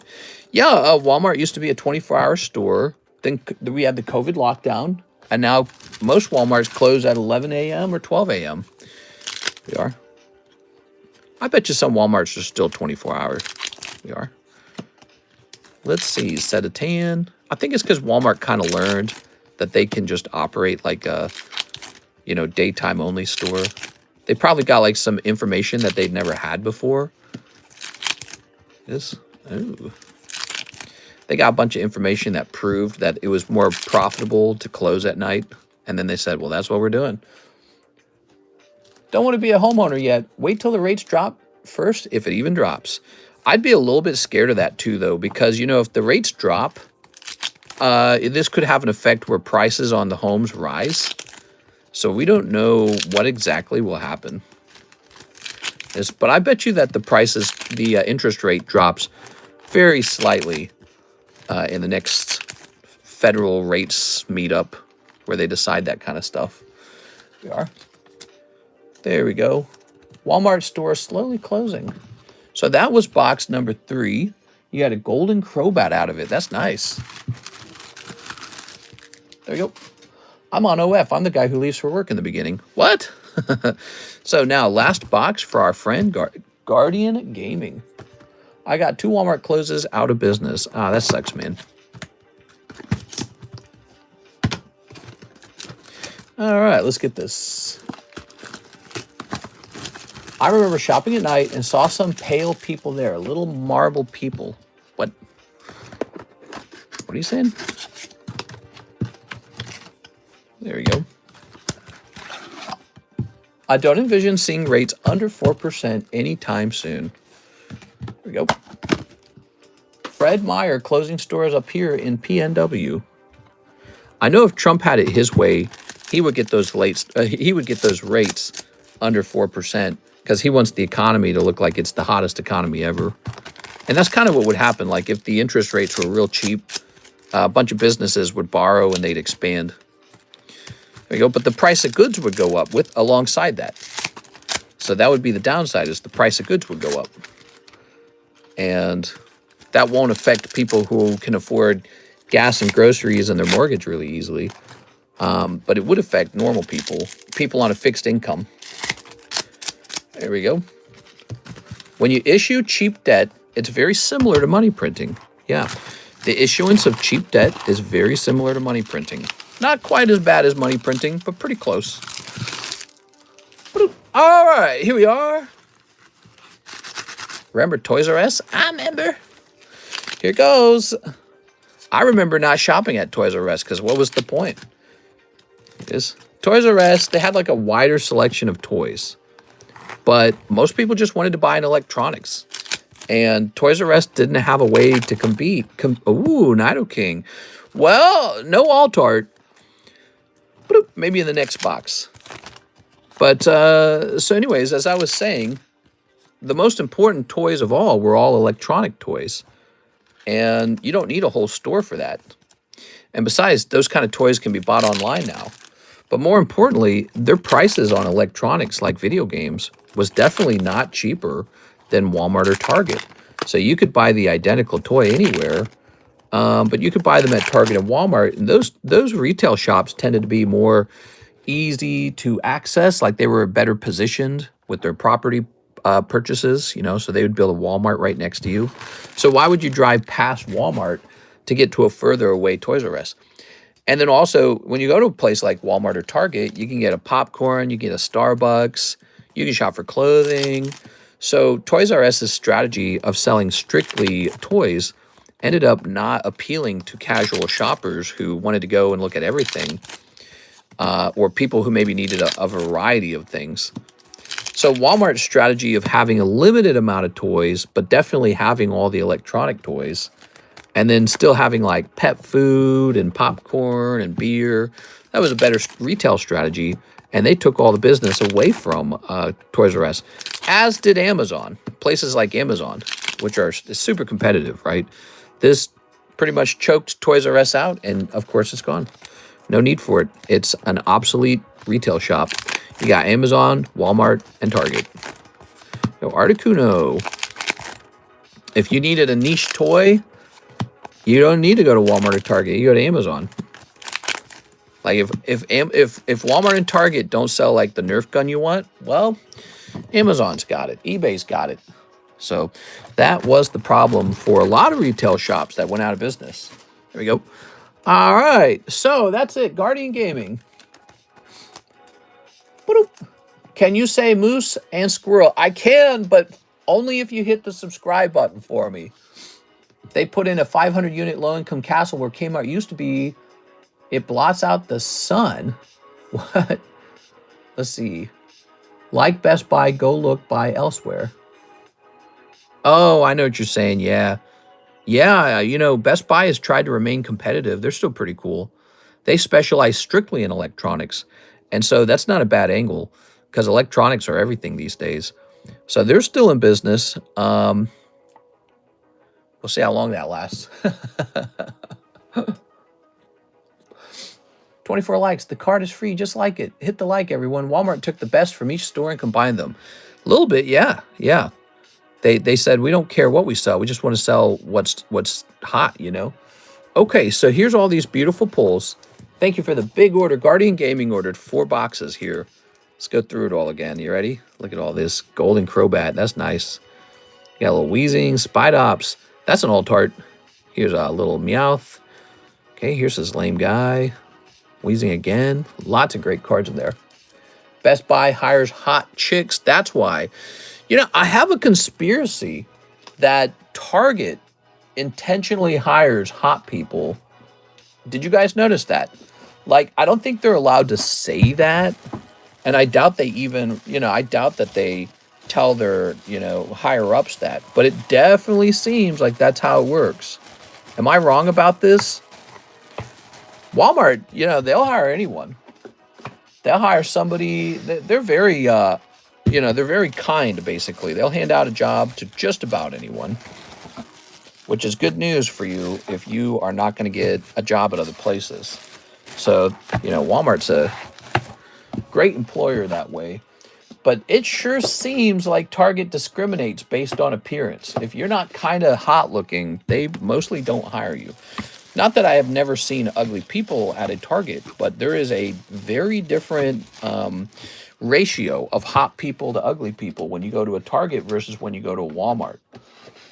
Walmart clearly has no discrimination at all, but Target seems like it focuses on hot people. Definitely feels that way. Walmart does hire just about anyone. There's a nice guy at my Walmart. He's a cashier, and he has brain damage. You can see his skull's been all chopped up. He's got all these big scars on his skull, and Walmart hired him and turned him into a cashier. Good on them, man. You know, I see that, and I think, bet that guy, you know, would have gotten rejected from a lot of jobs, but he's got a job here. He has to be around people. And by the way, he's a good cashier. You know what's interesting about him? He just does his job. Just does his job, says hi. And, yeah, I actually go intentionally to his lane knowing that he kind of does his job faster than the other cashiers. The other cashiers that look bored, they're like bored. They're like, I don't want to do this. He never has that look on his face. There we go. All right, look at that. So 4 Korean boxes plus shipping. I have bags under so-and-so and a few slabs. All right. Very nice. Pin NHCC's message about the giveaway. Let's see. TCC gang, hit that like button and run it to 100 to pop off the... I will pin the message if he makes it a lot shorter. It's got to be really concise. All right. I miss KB Toys. Yeah, there's a lot of places that have come and gone over the years. So let's jump over here. Let's get our music playing again. We got to get a label printed. Make it real short. Giveaway at 100 likes, like that. There we go. Okay, let's grab this. Remember Kid Zone Arcade? We had an arcade at our mall back where I grew up. I'm so far away from that place now. I miss it a little bit. I miss where I'm from. Haven't been there in like 5 or 6 years. Wonder what it's like out there now. All right. Come on now. Likes pop off for free giveaway. You're pretty close. You know, you're using the 100 emoji, but I don't think that people will understand that. Try saying 100 likes like standard 100, because I don't know if people will understand the emoji. They might. Let's see. Guardian Gaming. Okay, and we're going to set this to a few pounds. 744. 100 likes pops off the free giveaway. There we go. So when you say it like that, where's the pin? When you say it like that, they might actually understand it. I say that because people are crazy, man. You got to say it just right or they won't get it. It's like an attention span thing. Just saw a comet. No, that was a UFO. And we shot a rocket at it, and the rocket bounced off of it. We shot a ballistic missile, and it deflected, and then it changed directions midair and flew away like a flying saucer. Aliens. How much for that Magikarp? This Magikarp is a break. So you can have a 1 in 8 shots of pulling this Magikarp for 40 bucks. There it is. So he's 41 in 8. There's an additional pull in the Magikarp, this star spot. Ooh, very nice. Okay, so we're playing an electronics gem song, which means we're probably demonetized now. You can see a piece fall off of it. That was the rocket. Ah, here's Carvana 9. Here is a gym break for this Charizard. Here's the Cloud break. Actually moved the other day. Nice. So what do we have? What do we have? We have an order from our friend Ignacio Izquierdo. Jumbo pack break. He's buying the whole thing and he wants it shipped. All right, you got it, man. You know, I might take a second and replicate it. Can I do that? I'm going to replicate it. Let's get it running again. Give me a second. We're going to replicate it. Okay, so we'll do a Star Birth. And then that's a Nikke pack. And then that's a Minecraft pack. Let's replicate it so I don't have to do the math twice. That is a Game Packs. Here's a My Little Pony. My Little Pony. Here is a Prismatic. That's a Harry Potter. Oh, we need fresh Harry Potter. Okay, that's a Nintendo pack. Wait. That's a what? Oh, that's an Animal Crossing pack, to be specific. I gotta sneeze, man.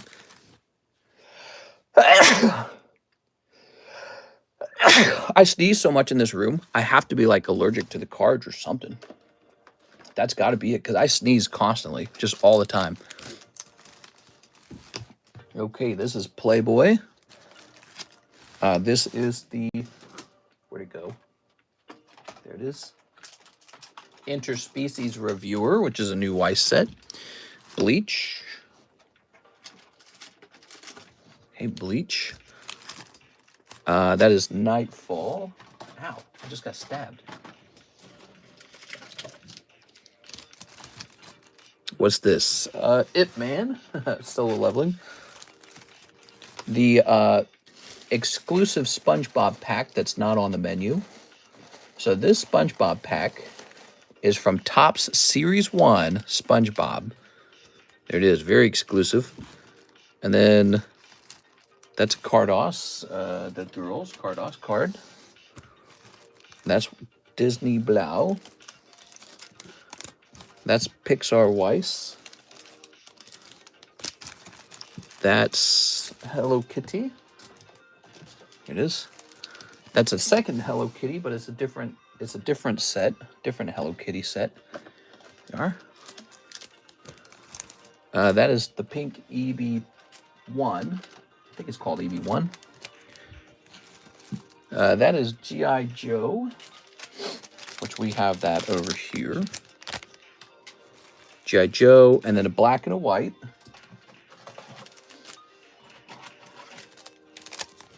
All right, and then this is not part of the deal. That was a bonus for him because he bought it outright. So here it is, Jumbo Pack Break, ready to go. He's bought this other one.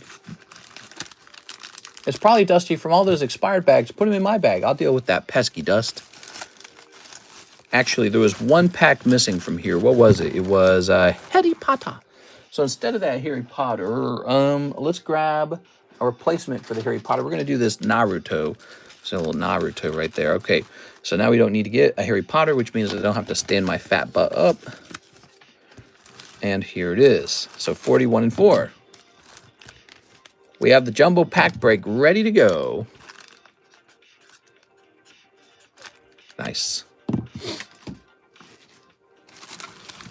18 more. Don't get caught lacking. When the Gengar breaks, sire. Hey, what's up, Lewis? Let's see. Which Gengar? We've got this Gengar. He's at 2 out of 19.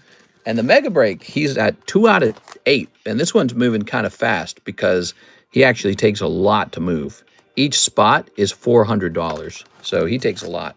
So I got these 2 Gengars right here that people can join for breaks. Okay. Look at that. Set this here. Oh, wait. This is the one we are shipping. So let's go ahead and get your address. You sound like Pepe when you said Harry Potter. Harry Potter? Harry Potter? Dobby's pregnant!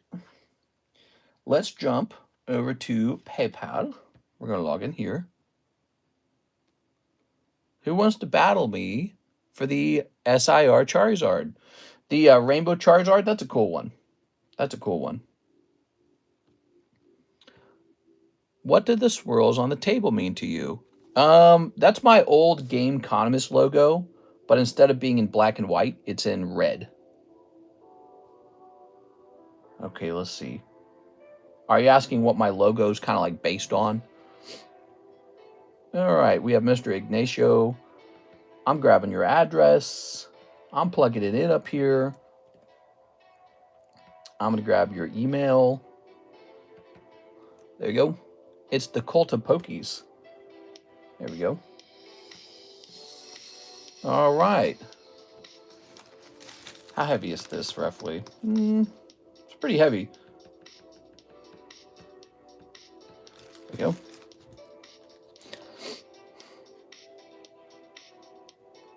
Waiting for it to update.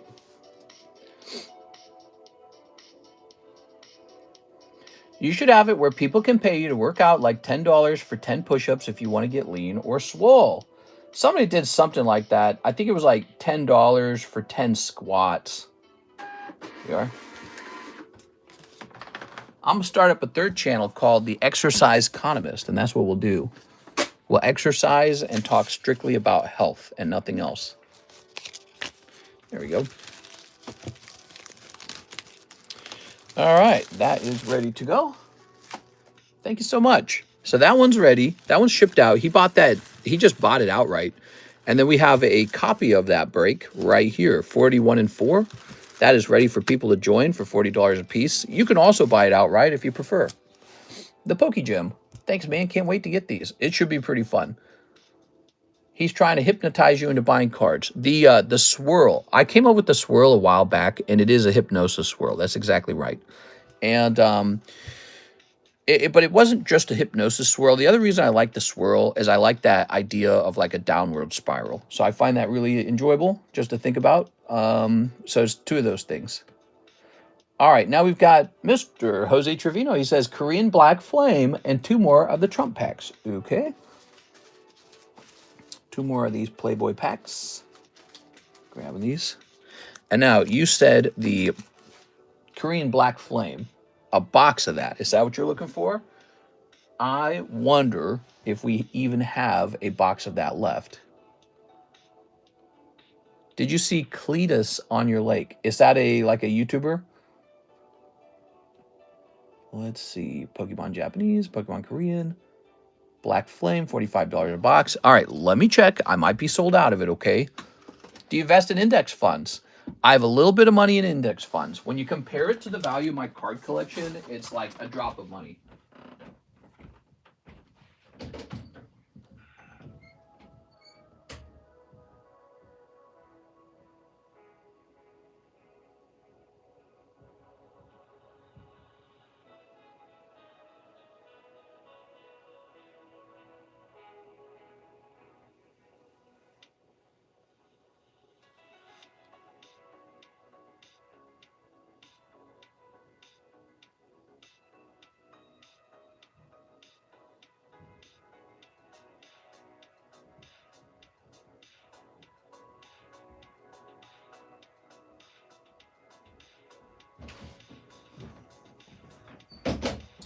Okay, so I hate to break it to you, but we are out of Black Flame. I know we were close, so that was why I was worried that was all of it. Let me check behind me. We appear to be completely sold out, except for these packs right here. There we go. Ta-da! All right.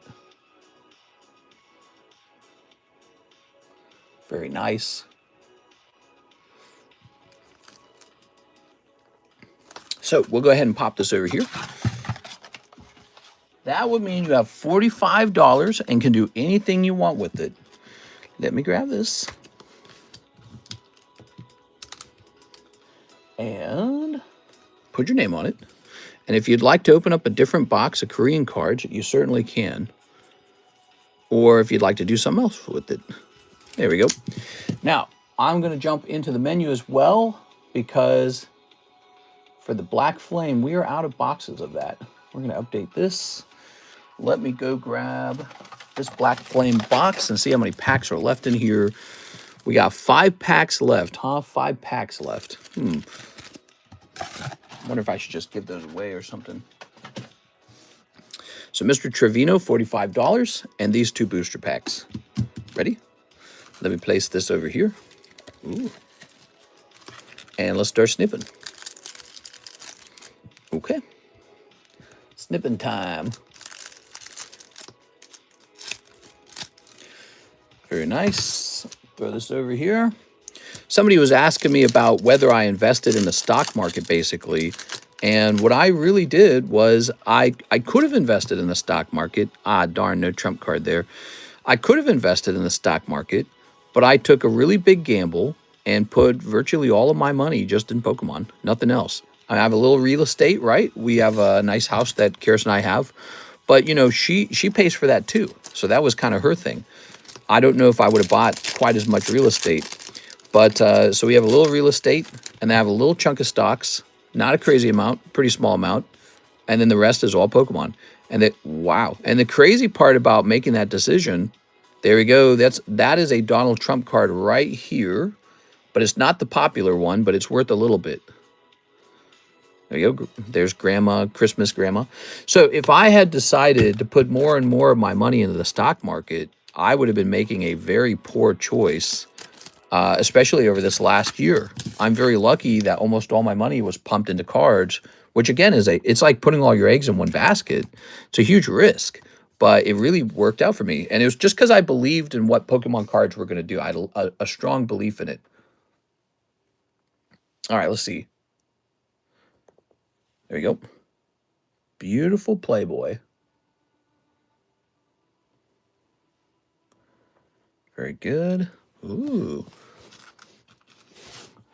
So, let's see. That's for Mr. Trevino. Let's go grab your bag up here.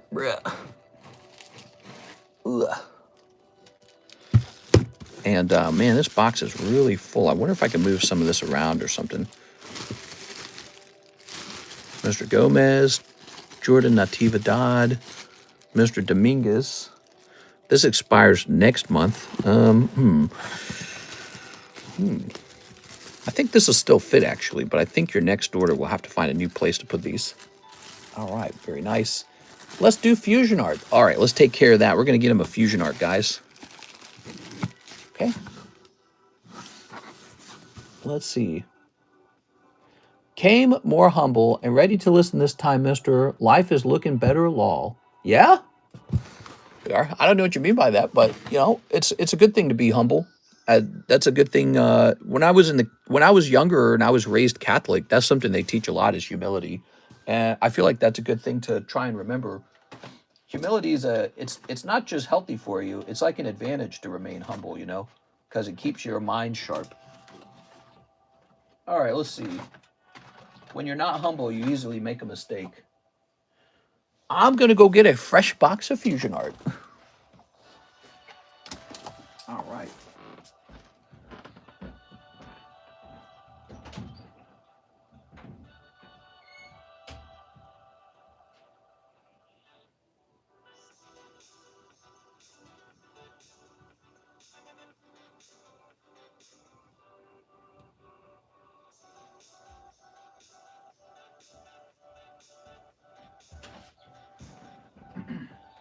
We're running a little low on the fusion art too, man. Ah, there we go. Whew. Let's see. So let's go ahead and snip this. This is for Mr. Trevino. Oh, yeah.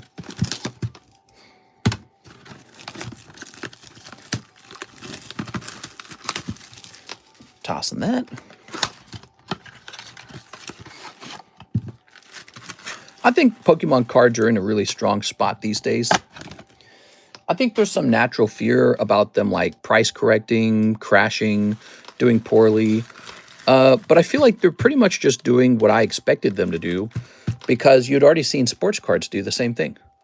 And so you had to believe that sports cards were collectible and Pokemon cards were not in order to think that they would be uninvestable. All right.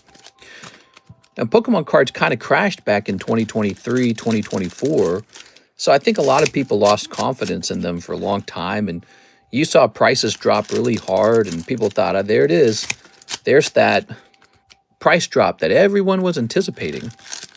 But really, no one was anticipating the recovery period in 2025, where cards made massive price record-breaking gains. And I think this time around, if there's another crash, there's going to be a lot of confident guys who go in and say, "Oh, good, a crash. I'm going to go buy these up." You know. So this time, if there's another crash, I don't think people lose their marbles and get scared. Here we are. Here's Toxtricity. Ooh.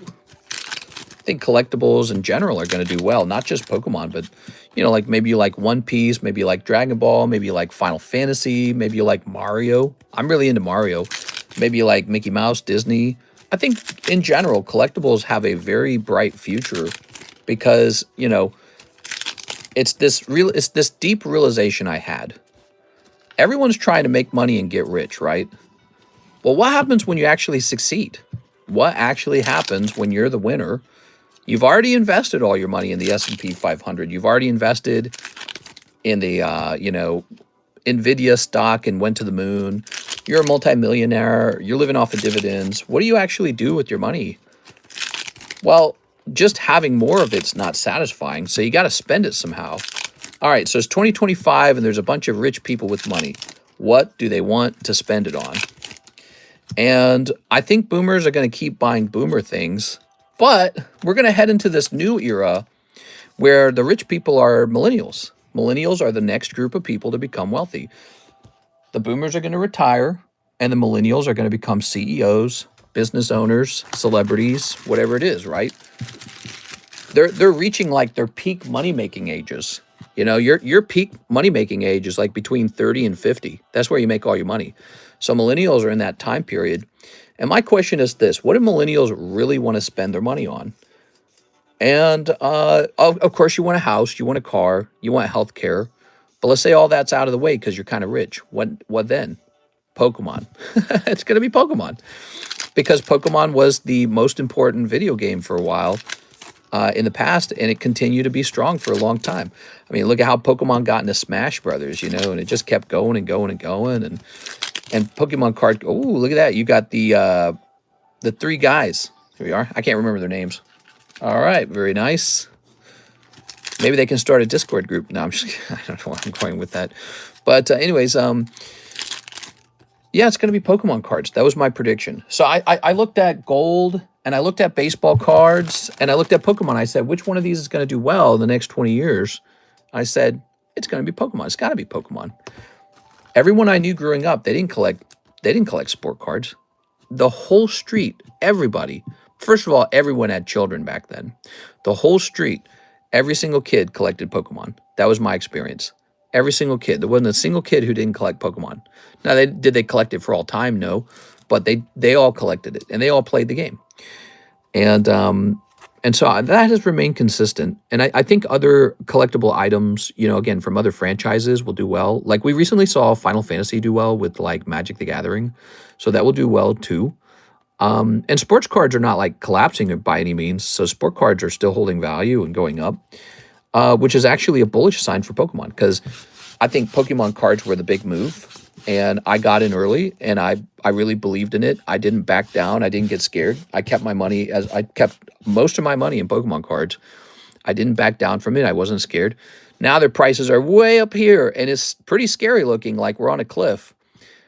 You don't see me selling out. I'm not selling out. I'm going to stay here for a long time. I'm not going anywhere. Jose Trevino. All right. We got the sharks part, but no laser beams attached to their heads. They into tech, maybe fake eyes and other body parts. What? Millennials want to spend money on DoorDash. I ain't got to wait till after the stream is over in order to see the live stream actually be live because it doesn't show live chat when I rewind in line with the video. What? Let's see. I really hope it pays off. I kept a lot of your money to get it. There you go. Ain't is not supposed to be in that message. Let's go ahead and grab a new bag. Ugh. Very nice. So we'll pull this out. Mr. Jorge Quinones. I wonder if he could fit down here. Maybe it fits down here in this box. Very nice. Very good. And we'll grab a bag over here as well. So anyways, I do think that Pokemon cards they're at a pretty impressive high point, and I don't really know where they go from here. You know, it's got me scratching my head too, because it seems like they can't just go up infinitely high. But I think there's probably some niche cards still to look at. And the cornerstone cards are at a price point that's pretty hard to recognize. Like you look at them, you go, oh my God.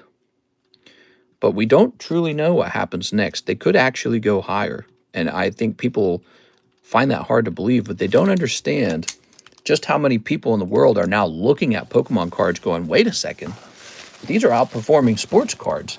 You got probably real investment firms looking at it going, should we be buying these things?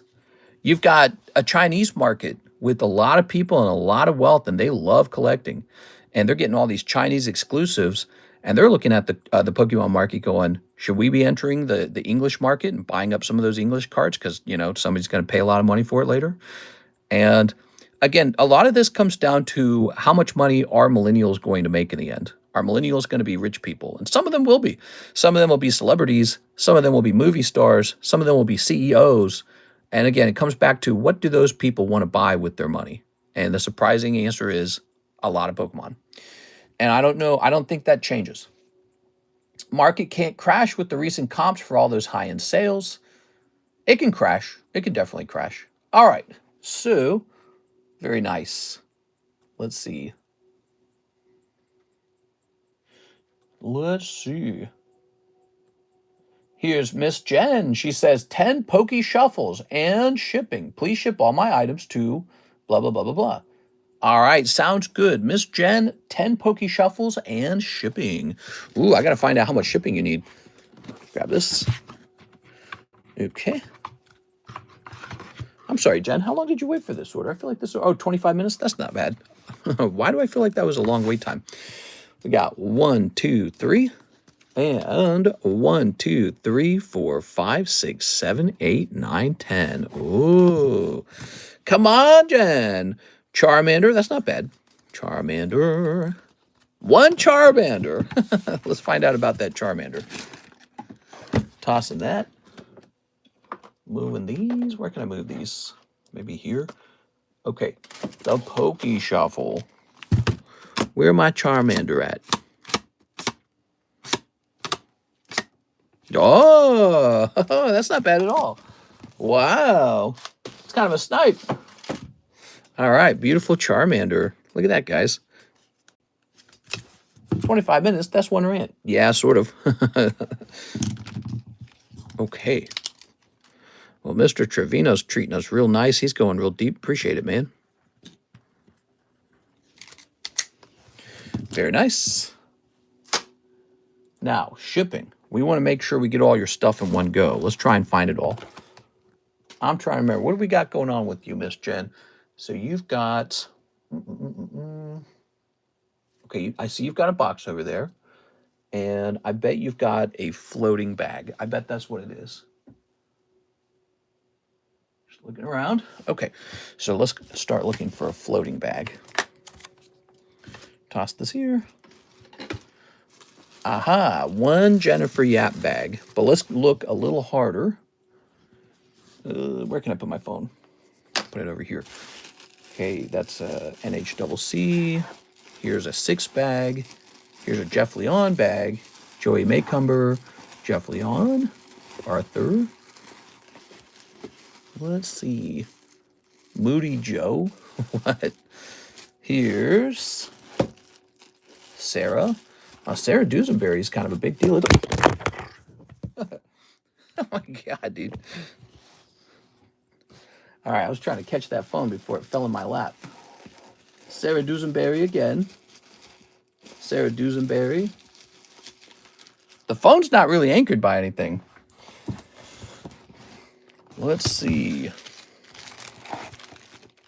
Brandon Warder. Brandon's got this big bag over here.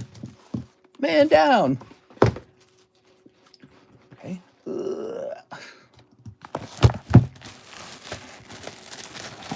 There's Brett Love, Brett Love, Brett Love. Jonathan Morris. John Lucas. Oh, yeah, I wonder if John Lucas will come back. I'll put this Brett Love bag in here. Okay. Nice nose hairs, mister. No! They are. You've seen my nose hairs now. Please respond. Diane Bailey. I think she's waiting for me to get more Topps cards, but I hate to tell her this. I don't think I'm going to get more. Oh, that's an expired bag. Not a Diane bag. Different person. All right. Pretty old. So I think it's just this one floating bag. We can check the JEs as well. We're doing a full hunt. Make sure we don't miss anything. Jeffrey Trevino. That's another Trevino. Jesse Diaz. That's an expired bag. I'm in so much debt from this channel, but if I sell one card, I'll be back on top. Yeah, it's kind of scary. Having a lot of cards is kind of scary, you know, because it's not cash. That's for sure. It is not cash. It is not super fast to get your money back. You know, you got to list it, and it's got to actually, I mean, if you put it in auction, it's fast. But the problem with the auction is you might not get the right amount for it. And then if you put it buy now, it might not sell right away. So it could take a while. It could take a month or two. Just like listing a house for sale or something. You know what I'm saying? So it's all in theory that you have money until you do sell, and then it's not a theory. But I mean, we see Pokemon sales all the time. All right, Jennifer, so we got this one bag. That's your floating bag. Is it really just this one? James Beam. All right, let's go grab your box.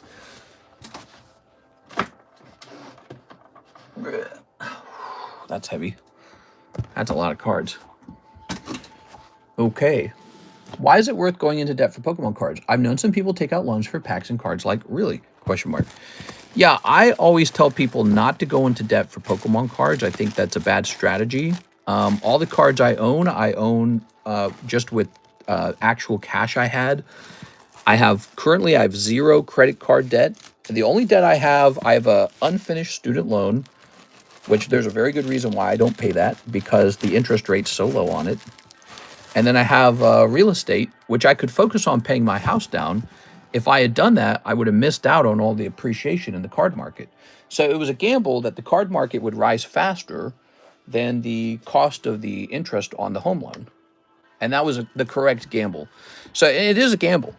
Like Dave Ramsey, he will tell you to pay your house off, because if you do that, that's a conservative decision to get, you know, your house paid off and not risk placing your money into a faster moving asset like the stock market.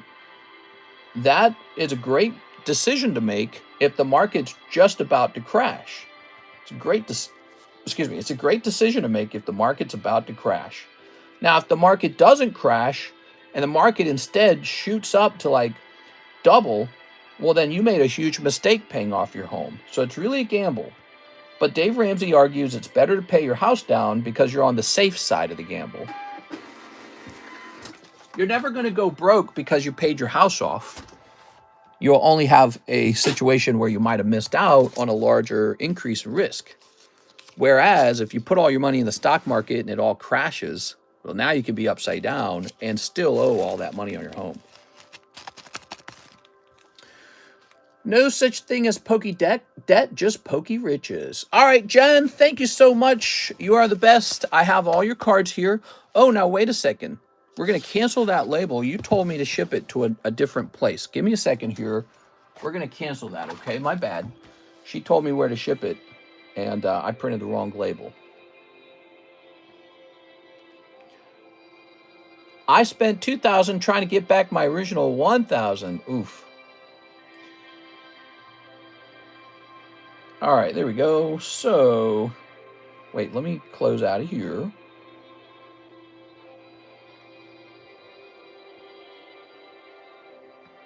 We're going to hit refund. So we're going to cancel this label that we just made. And now we're going to head over here and get this address going. I don't know what this music is.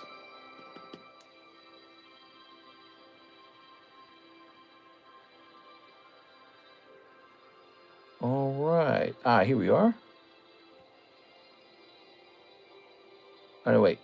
No, that's the wrong one. That's Tammy. Tammy, I clicked on your PayPal purchase like you were Jennifer Yap. All these years later, all this time later, my brain still crosses the wires. What's wrong with me? So, okay. So here we have it. We've got the address you want. And I'm going to start filling this out.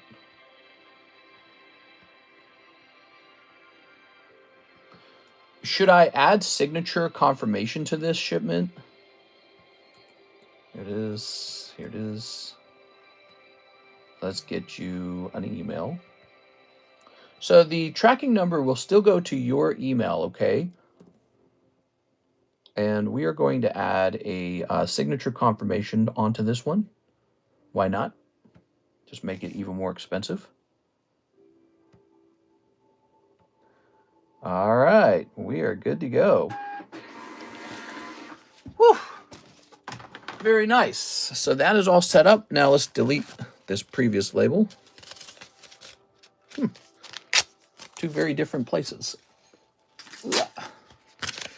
Okay.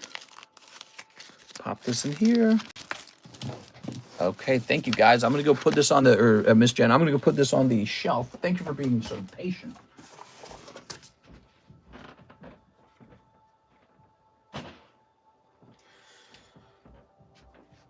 Okay. Oh, that's a Brett Love box. Wow, Brett Love's got a box over here. He's going to have a double box. Brett Love's, he's, I think Brett Love is the biggest customer. It's him. He's the biggest customer lately. CS Man recently has come close to him, but Brett's been around a little longer. Okay, the next order, we have Tammy Lowe. Using my credit, put me into Magikarp and 5 English Journey togethers. Sounds good. All right. So Miss Tammy is going to take the first spot in this beautiful Magikarp break. Ta-da! This is that super desirable Magikarp. Ready? There we go. So that will bring it down to 90. And then she said, how many? 5 the English Journey together, which will bring it down to 50, I believe. Correct? There you go.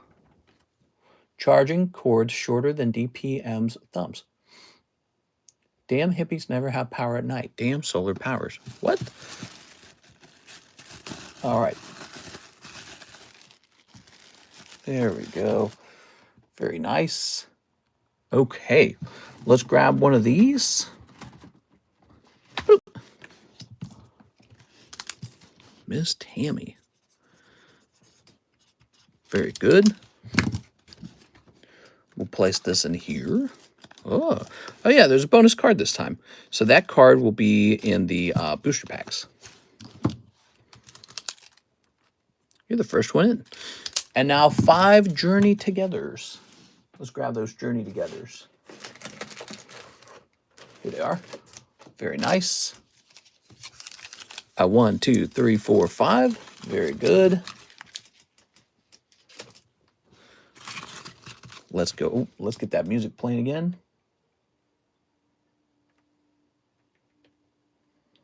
All right. Time to snip. We got 1 snip. We got 2 snip. And we got 3 snips. Snip. All right, very nice.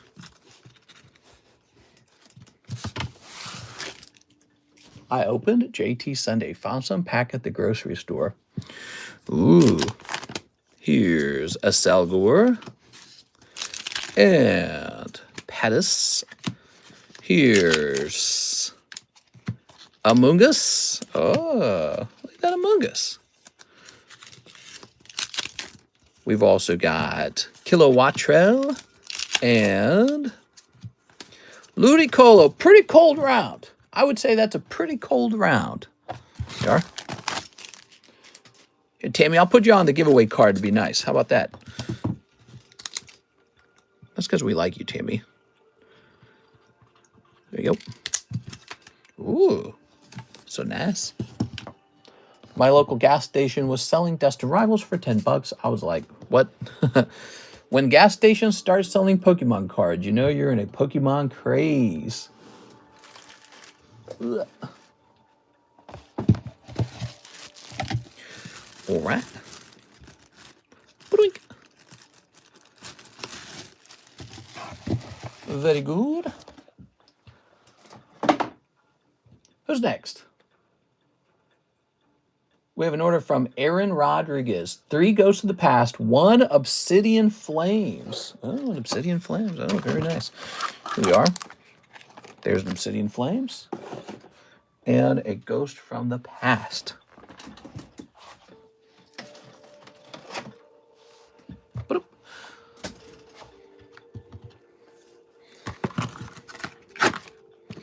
Ready? Precision snips incoming. These are high quality snips that you can only accomplish after years of practice. Ooh, 1, 2, 3. Very nice. So this is Aaron Rodriguez going after a Ghost Rare and a Charizard. Ooh. Snipping this.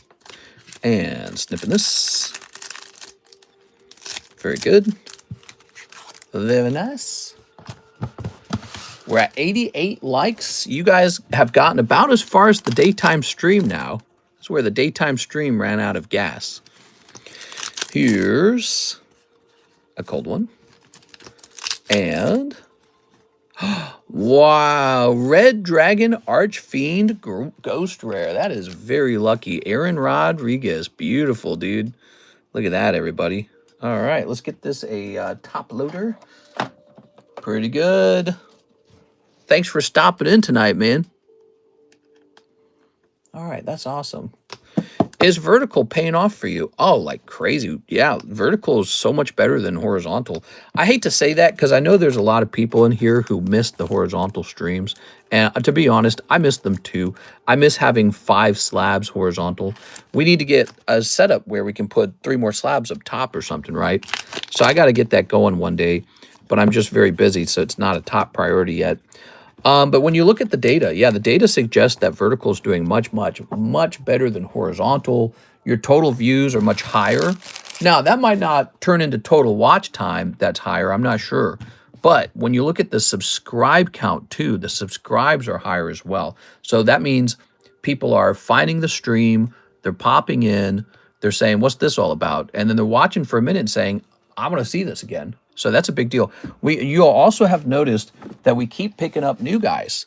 Like this guy who just bought out the jumbo pack break instantly.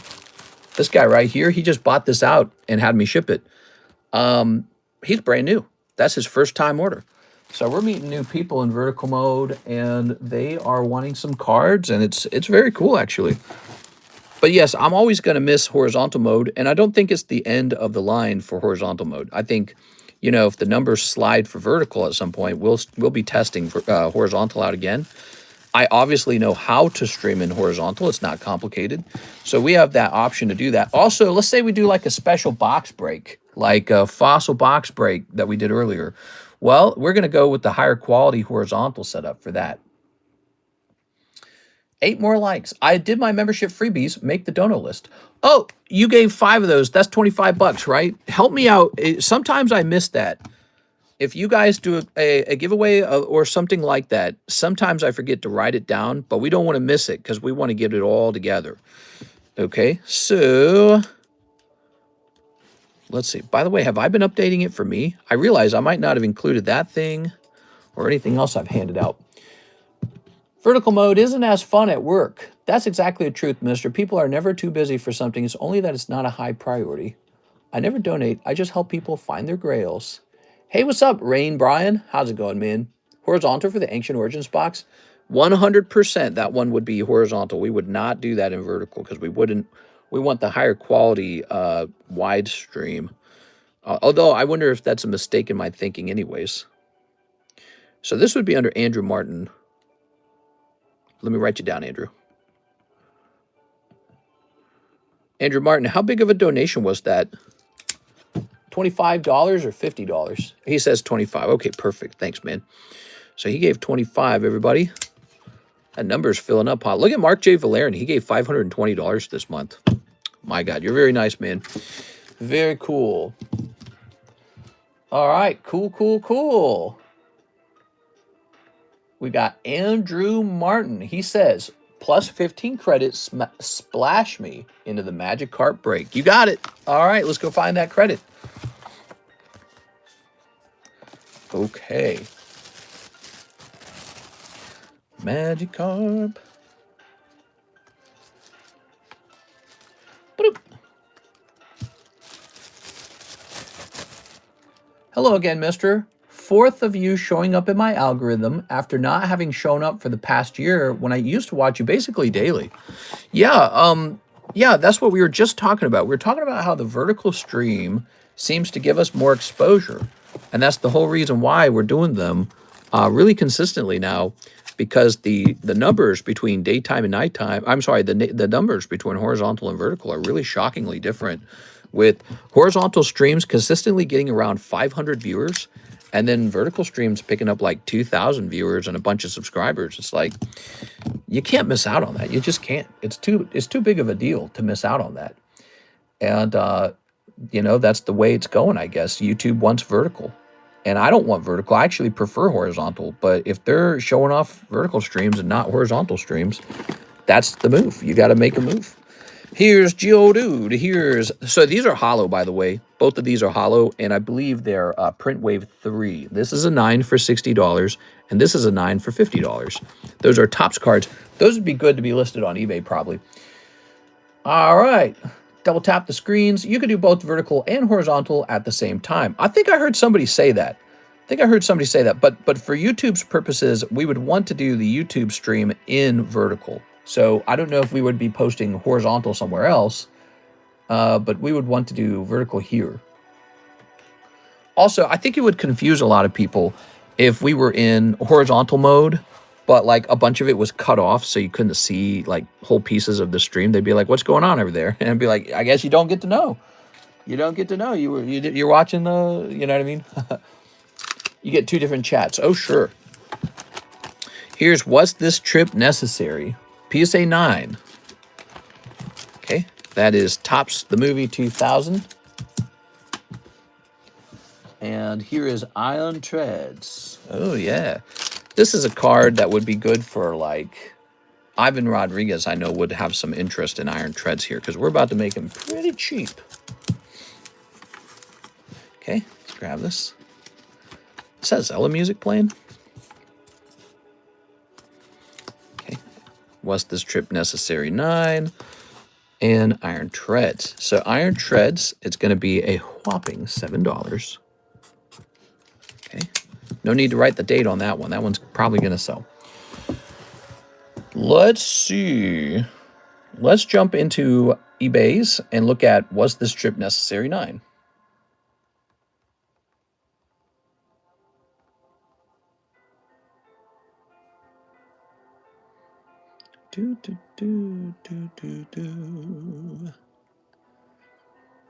Okay. I've got a price. It's going to be a low price, probably lower than it's ever been.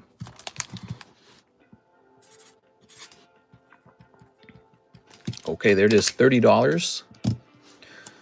And we shall set this here. and here like this. Very nice. Need to pull back on completing sets. Wanting to do JT and Crown Zenith Galarian Gallery. Rip me. We are. Come over here and run the stream, Tammy. We'll get you paid out. Here we are. And then you can have all the Pokemon cards. That'll be so nice. All right, I've got a really cool card set for sale that I think you guys might buy. And here's what it looks like. So it's this collection right here. You're in the middle of nowhere. That's not true. It's not the middle of nowhere. It's a real place. They made a whole Netflix show about it. Tingle. Here's a link. Ooh. Now see, why is that there? What is that? What is that stuff? Give me that thing, your dark soul. All right, let's see. Ooh, very nice. Very nice. So that is Link. Here's that must have been someone's dinner or lunch or something. Here's Zelda. Here's Ganondorf. This is from Wind Waker, right? And here's that little harp that the duck girl plays, right? Rito's harp. And so that's 5 cards, and they're going to be $40 per card. Mister will fight Tammy at 100 likes. Nah, I wouldn't fight Tammy. That'd be mean. These are from 2011. That makes them pretty old. 2011. All right. Hey, what's up, Shellhead? How's it going, Shellhead? Whoa, full set. Yeah, and I want to sell it as a full set. I don't really want to break this apart. It's sequential. It looks nice. I think it deserves to stay together. Okay.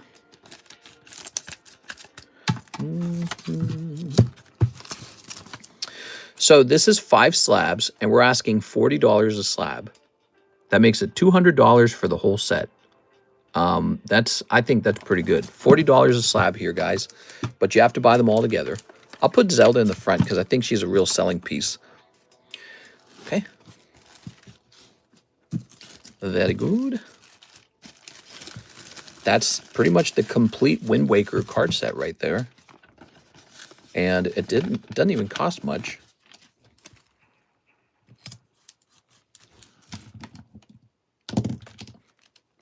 That's 5 cards at $40 each, $200 for the whole set.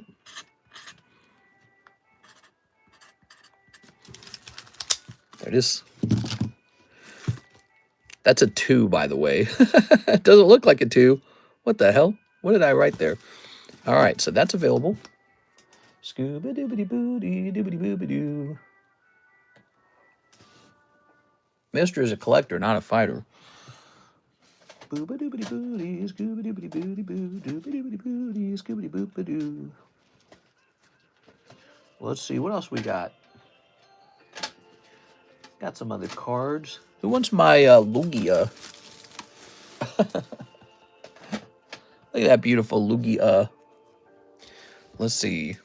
What's he going for these days? I was tempted to sell him, but I was worried if I did that I would miss out on him passing $6,000. PSA 9, Lugia, first, Neo, Genesis. Genesis is such a cool word. All right, let's just see what we got here. So the PSA 10 of this card is $150,000 from the guy in Italy, which no one's going to buy that. It's $250,000 from the guy in Canada, which no one's going to buy that either. It's too big of a risk. Who's going to send that money overseas? Okay, so we've got... Wow! So the cheapest PSA 9 Lugia is now $9,500. See, I knew not to sell this because it had this weird momentum behind it. Let's check... yeah, check it out. So the most... It looks like... let's see, what time is September? Filter by, let's still sort this by last sold. Ended recently. And then, what if we want to see it as, yeah, okay. So, looks like a 9 hasn't sold in a while, though. Okay, so the last time it sold for over $7,000. That's crazy, man. That is very interesting. That card is only 1 month of rent in my city. Yeah, and maybe that actually also describes why cards are at these price points is because you think they're really expensive, but actually everything in life is expensive these days. Like, what isn't expensive? What you just said there is pretty profound. What is that, like 1 month of rent, you know? Here it is. Look at that. Ooh. But maybe it's 2 months of rent for some people, or 3 months. But really, that's not as much money as you think it is, especially with the product that's going up in price over time. All right. You must live in New York City. Let's hit refresh. Click. Mr. said he'll crip walk at 100 likes. Oh, hey, there it is, 100 likes. All right, guys, let's see. So this is the NHCC giveaway. And I'm heading over to our Nightbot. Nightbot will be the decider. I told you once we hit 100, we'd immediately give this away. So you guys get it, and the nighttime stream does not get it.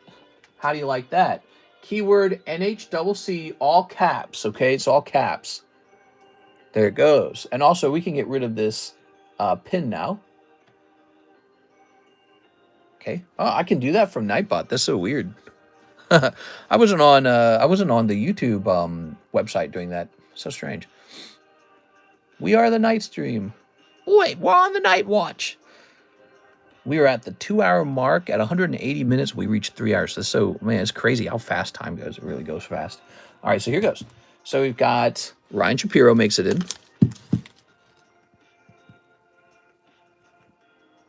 Ryan Shapiro. How's it going, Mr. Ryan? I'm glad you're hanging out again. Here's Lord Pop-Tart.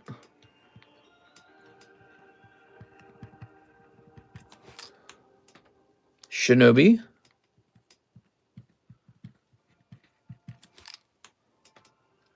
The Doghouse.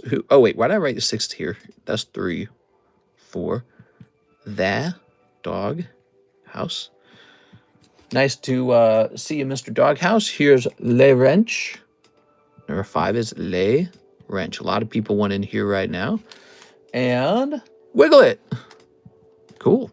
So I see some names I recognize, and I see some new names. We're going to take a 6-sided die. Landing on 2, which is Lord Pop-Tart. All right, Lord Pop-Tart. What's your name again, Lord Pop-Tart? I always forget. How about that? That's pretty cool, man.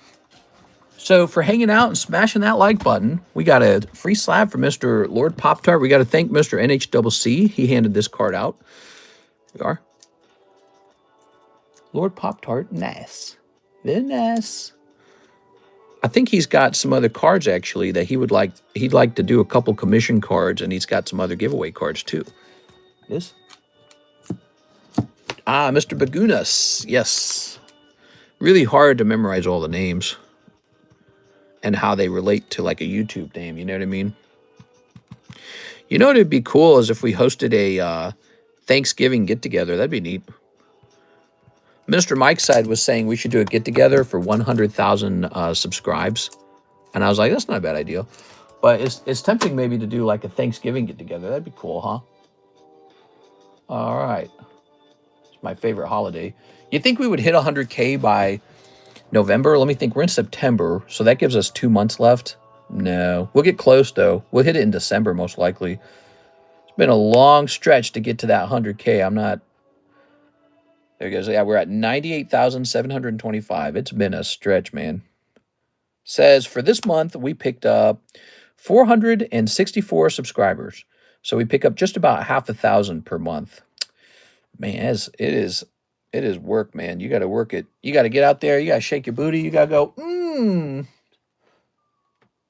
Okay, here's Mr. Trevino. He says, I'll take the Iron Treads. All right, Iron Treads sold. Sorry, Mr.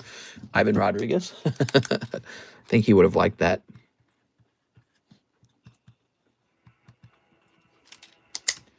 Okay, cool, man. Banquet meetup. That'd be cool. Actually, it'd be also an interesting idea to meet up in a place Karis and I wanted to study anyways. That'd be interesting. There's a couple places Karis and I want to investigate still. So we went to Dallas over the weekend. Did you guys know that? We snuck into Dallas and then we snuck back out in time for the Saturday stream. We were real fast. And now I know I don't want to move to Dallas. There's a couple places left. Knoxville, Tennessee, which I'm a little bit curious about. But actually, I think the #1 place for me right now is actually Reno. Reno's at the top of my list. There's a place south of Reno called Gardnerville, and I kind of like it. Yeah. If you look at the beautiful valley mountain views there and the cost of the homes and the fact that it's tax-free, it's all kind of lining up in some nice ways. You know, we could move to Colorado for mountain views, but that place taxes really bad. Then there's Boise, Idaho. They're cool too. They tax just a little higher than Missouri, 6%. Nevada, no taxes because they make their money from gambling. So you get the mountains and no taxes. So that's it's kind of tempting. Kind of tempting, man. Mister, make one video that will blow up. Ripped a PSA 10 first edition Shadowless Charizard and 100K by the end of the year. Did you leave after the Friday stream and make it back for Saturday? That's exactly what we did, Oscar. We jumped in our car and we just blasted off.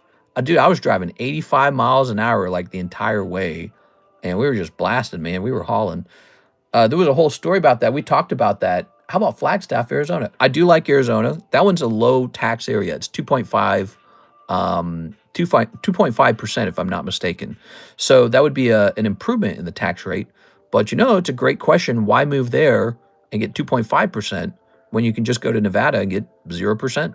So it's like, it seems like if they're too marginally similar to each other, and they're both kind of like desert, you know, mountain towns, if they're that close in terms of quality of life and all, why not just Reno, Nevada? You know, why not? And really, again, it's south of Carson City is what we're looking at, south of Carson City. But the AI bot, it tells me southern Reno would be smarter in terms of an investment quality home, just because more professionals will be buying those homes, driving the prices up faster. But then again, I mean, I like the way Gardnerville looks. It's very pretty. So I don't know. It's kind of an interesting thing. Reno, lots of snow, and not the fun kind. You might be right. Whoa, fast trip for real. Yeah, we are. Do you like 35 feet of snow? I won't lie to you. Karis and I love the snow. We really do. We love the snow. We love the winter. One of the hard parts about moving to Florida would be giving up winter. Same with Hawaii, actually. That's because we're both very large fans of Christmas. We love Christmas. And we love the cold and the winter, the feeling of the cold and the bugs dying and the humidity dropping to 0. It's a special feeling. And yeah, Reno gets cold and it gets a lot of snow, apparently. So, or it gets a decent chunk of snow. We don't hate that idea. When you don't have to drive into work for your job, snow's not as big of a deal. And with all these delivery apps now, we can just stay home on a snowy day, just have some food delivered. It's not a big deal. So, yeah, it's tempting. Miss Tammy's next with the big order, and she says, I'm shifting to Crown Zenith. Give me that Sea Sky UPC. Ah, it's such a good one, Tammy. Such a good one. Let me go get it. I'm going to open it up out there. I'm going to get all the packs out. I'm going to get the promo cards out, and then I'm going to bring it in here, okay? Because it's so big. It's easier out to do it out here anyways.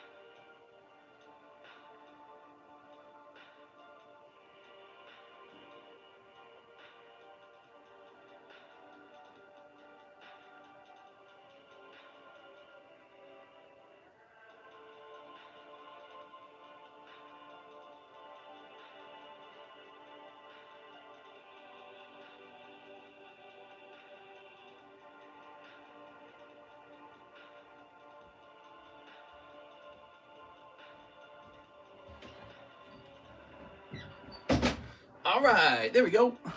Got it. Whew. You know where would be nice? Big Bear Lake or Lake Tahoe?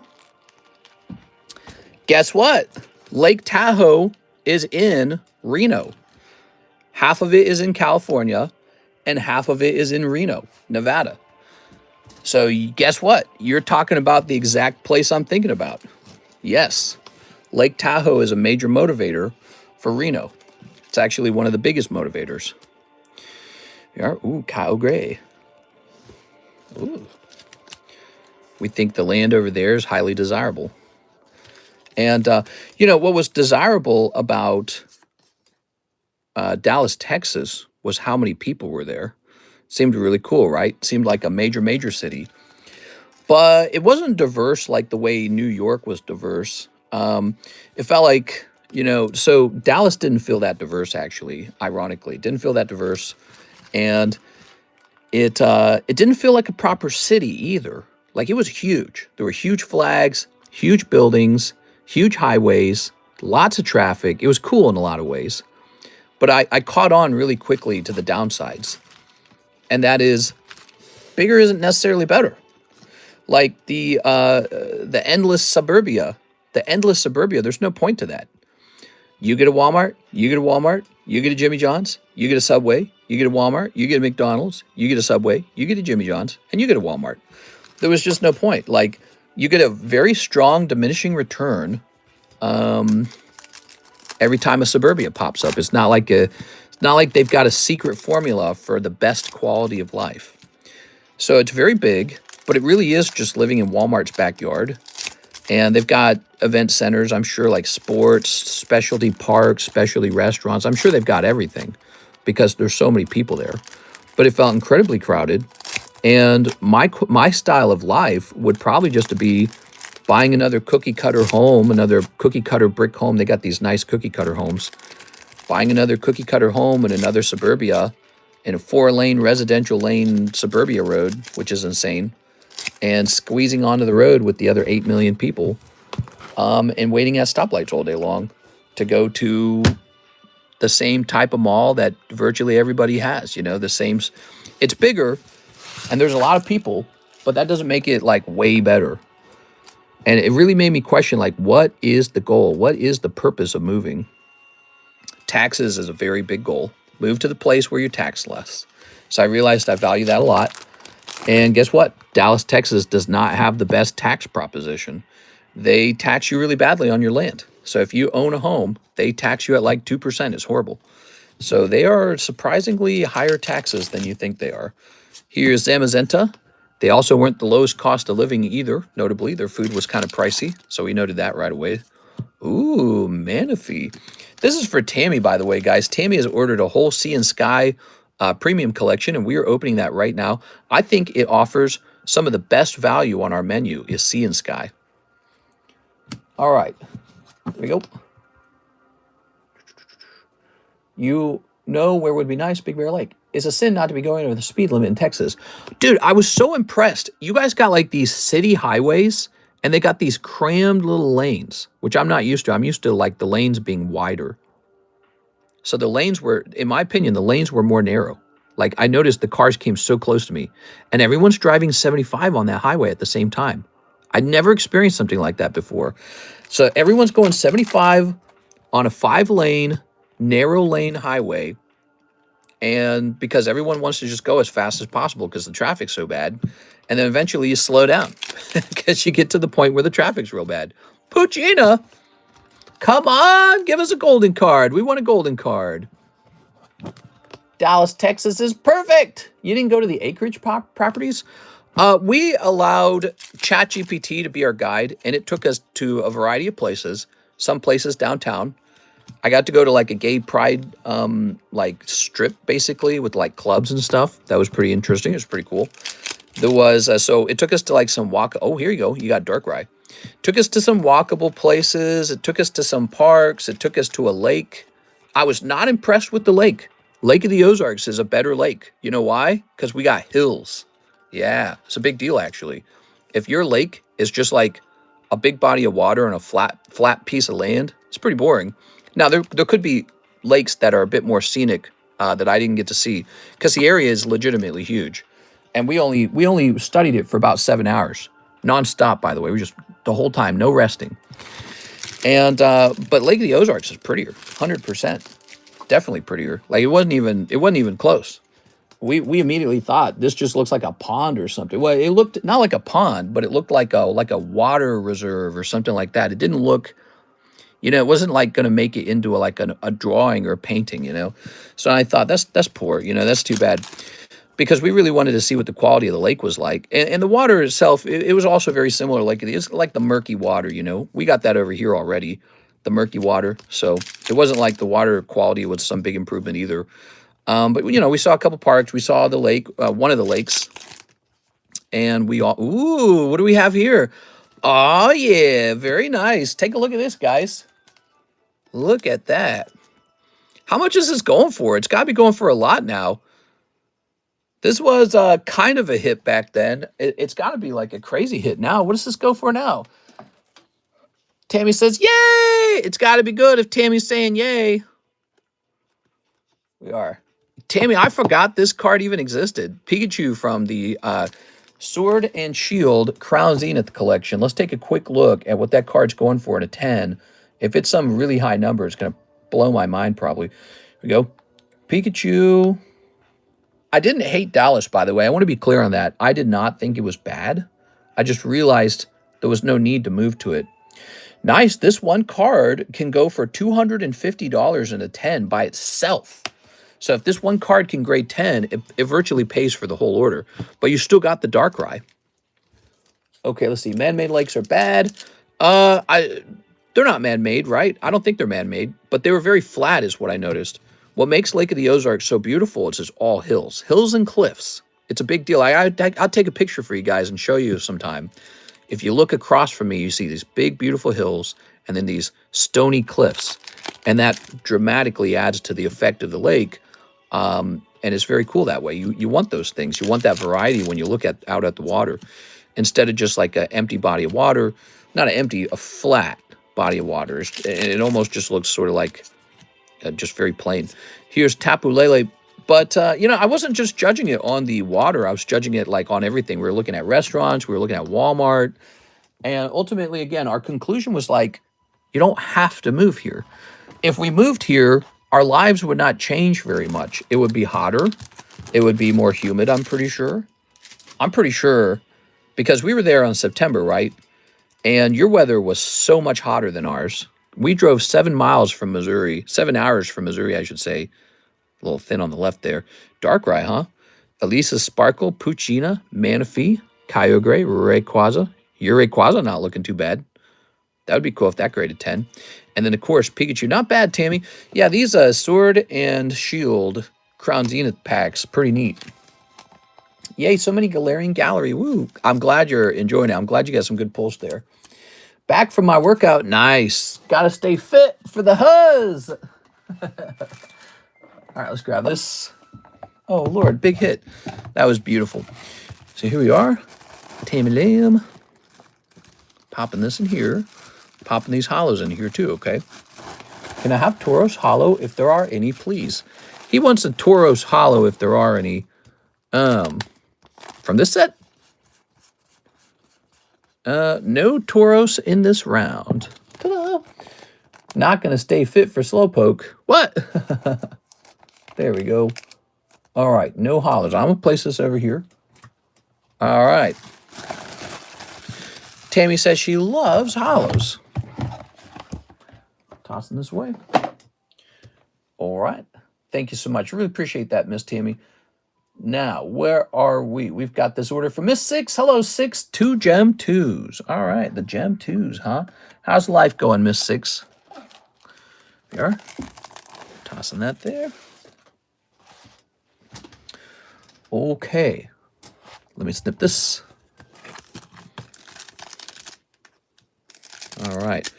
We told the story about how Karis bought the cheapest possible Airbnb in the whole Dallas area. She just picked the one that was cheapest and sent us there. And so we wasted it was like $240 or something like that. Because we got there and it was a very bad part of town.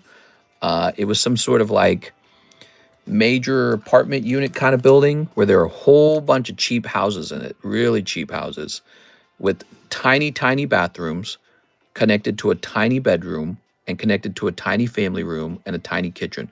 Basically the size of a studio apartment. Must have been 600 square foot or something, really small, probably smaller than 600. Really small.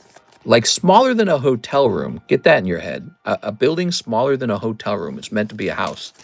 And she rented that because she just picked the cheapest Airbnb. I don't know what she didn't study or research it at all. And we didn't know the area at all. So she's just like, I'll get the cheapest one. Oops. What? What are you talking about, 6? You need a liver transplant? All right, you can have my liver.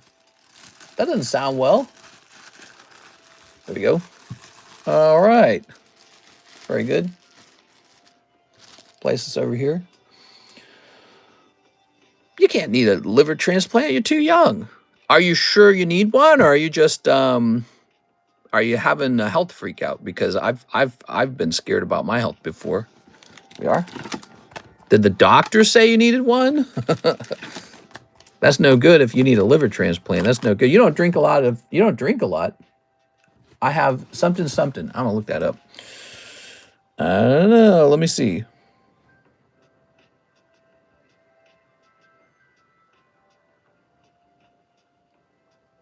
I bet you're okay.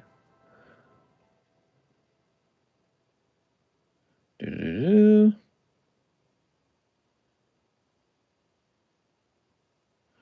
don't like drink a lot of alcohol or something, right?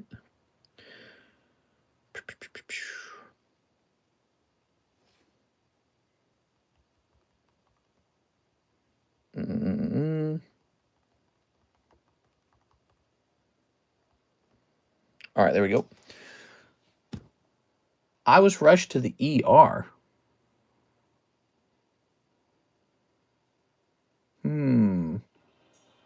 Keep us up to date on that. That's not good news. If Sean says, "Do you do giveaways?" That's why I avoid the doctor. Says the doghouse. The doctor only has bad news. Yeah, that doesn't sound good. Here we are. All right, let me pull this to the front. Vigoroth. Best of luck. You will be all right. I think you're young. You're young, 6. I think you're going to be okay. Doctors are crazy, man. They don't always get like they will sometimes scare you a little bit. I was throwing up blood in chunks. Ugh. Bro, you just missed one. It says NHCC. What'd I miss? What'd I miss? Let's see. Do you ever sleep? Says Tabor Thistle. I do sleep. I sleep between the hours of about 8 a.m. and 2 to 2:30 p.m. So I sleep in that chunk, the early morning chunk. No, not you, Mister. No, I know my doctor personally. Yeah, keep us in touch. We'd like to hear you have a good outcome for all that. I don't. That doesn't sound good. We are. So now we have Mr. NHCC. One nudie mag. I know what you mean by that. You want to try out one of these chrome packs. Here it is. You're pretty young, 6. You're pretty young. So I don't think that, unless you're like some sort of like really heavy drinker and we don't know it, I bet you're okay. You are?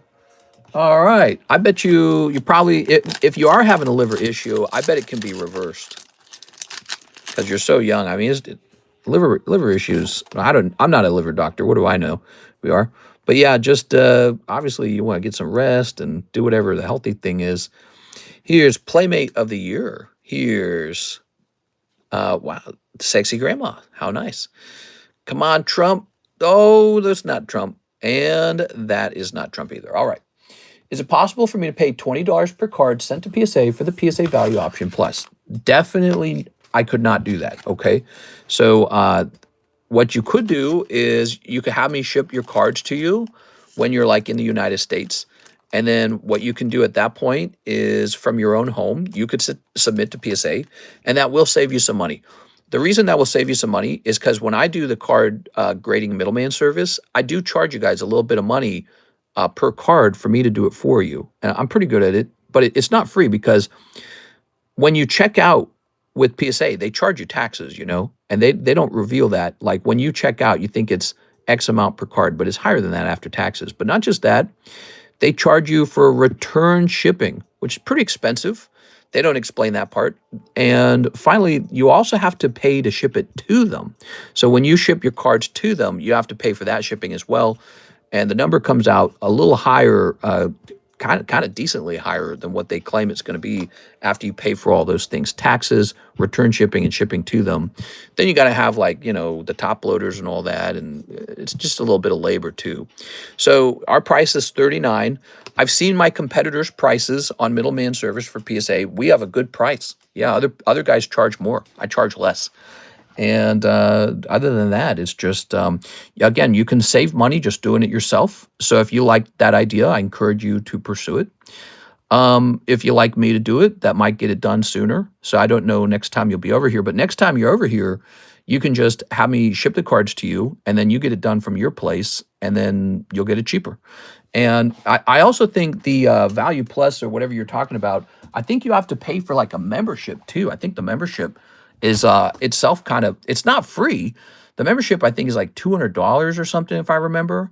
And so I pay for the membership, and that it's a good deal for me because I grade so much, but it's not free. I mean, that goes into the cost of the grading too. It averages out.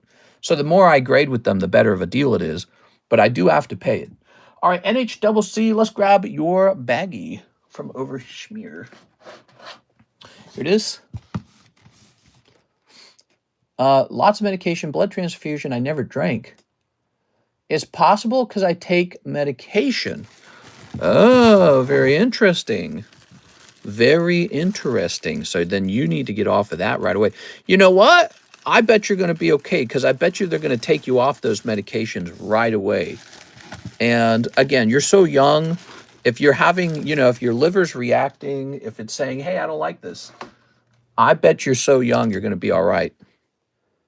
You know, because the liver can heal itself a little bit, I've heard. So, you know, I've read and learned about cirrhosis and all that too.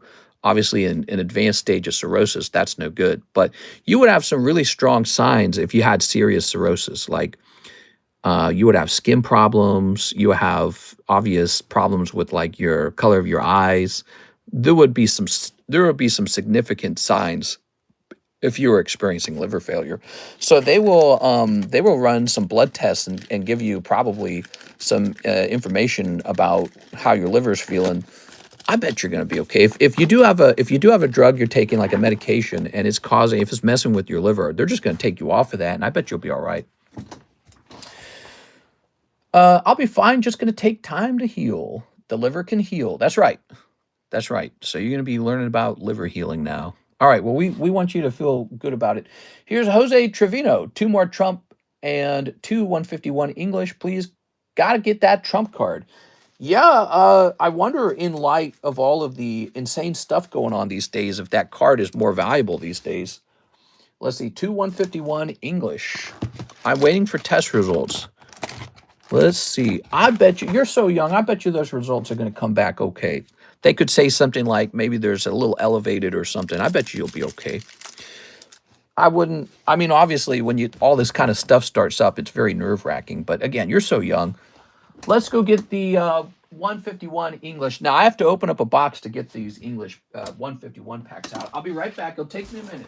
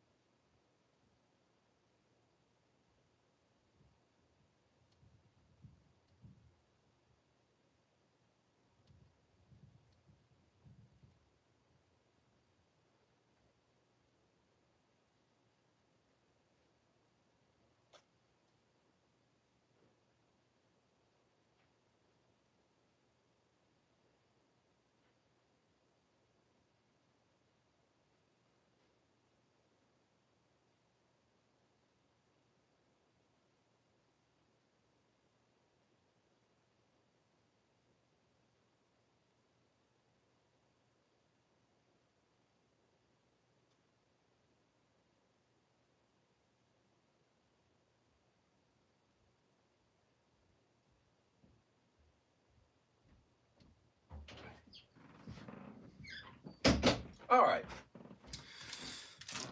Very good. Oh, iPad's about to break. 2 of these. Pop these in here. We also have these Pokemon Go packs, guys. Those have been popular recently. There we go. All right. You know, if it is like a medication messing with, like, let's say your liver, man, just another reason why I don't like medications all that much. Because they're always a trade-off is what the thing you have to think about. No, they always have like this long list of like side effects. And it's like, those don't sound like a big problem until suddenly they are. You just kind of hope it's not you, right? Like, oh, I won't have those side effects. Somebody does. What's that like? It's not fun. So yeah, medication, it's a great product, but I don't know. It makes me nervous when anytime I hear like a doctor says, okay, now get on this pill. It's like, I don't know. How bad do I need it? Can I just not inject anything in my body for a while? What do we got? Ooh, Playboy, Playboy. All right, that's not Trump. Pop this in here. Okay. What do we got? Yeah, medications make me nervous. I just watched Karis's mother struggle with medication really badly. She'd been on anti-anxiety medication for like 20-something years, and it was starting to cause serious problems with her brain, actually. So they had to swap her onto a new medication, and she kind of went crazy for a while. Like, she had really, really severe anxiety as a result. But the doctor said, if we don't put you on this new medication, you're going to have dementia. So they had to do it because she was starting to suffer from, you know, a reduction in, you know, brain quality. And they put her on that new medication, and it effed her up, man. Here's my choke. She was lost for a while, man. Like, she was a totally different person. And even today, she seems more nervous than she used to be. Here's my choke. And Dragonite, that's for Jose Trevino. Thank you so much, man. There we go. I went into California emergency room for a sprained ankle. I had to call off work for 3 days, and I had to take 21 pills a day. 21 pills. There it is. But anyways, yeah, she was suffering from an increasing amount of issues like depression, and the biggest one was she could not go to sleep. And she was sort of blaming her pills for it. She's like, she thinks that her pills are causing it because she had to take an increasingly larger dose of them for them to work. And at some point, she was taking a really large dose of these anxiety pill cocktail and not being able to sleep and feeling really depressed. And the doctors looked into it and they're like, oh my gosh, how are, you know, they're like, how are you allowed to take this much even? And they were warning like, hey, you know, this stuff can cause dementia and all this other stuff. And so they put her on a different cocktail of anti-anxiety meds. And yeah, they were worried she was going to have dementia and everything. It's like, are you kidding me? She's been taking these whole times and they could be causing her dementia. That's nuts, dude. How's that even allowed? And now she's just not allowed to even have them. And it's like, well, if she's fine not having them now, why did she ever take them? You know, if they're a dementia risk and she can just get off of them, apparently, why would she ever, like, it just didn't make any sense. It was really frustrating. And the reason she got on this other cocktail mix is because she had a different doctor with a different opinion. So you just go to a different doctor, what, just a different cocktail now? Like, so the two doctors don't agree with each other? What are you, like an experiment for them? Like, do they even care what happens to, of course not, because she's not their mom. They don't care. So, you know, she's really just a number. She's like, okay, here's another client who I'm making money on because we sell them like 20 drugs and the insurance pays for it. So it's just really scary, man.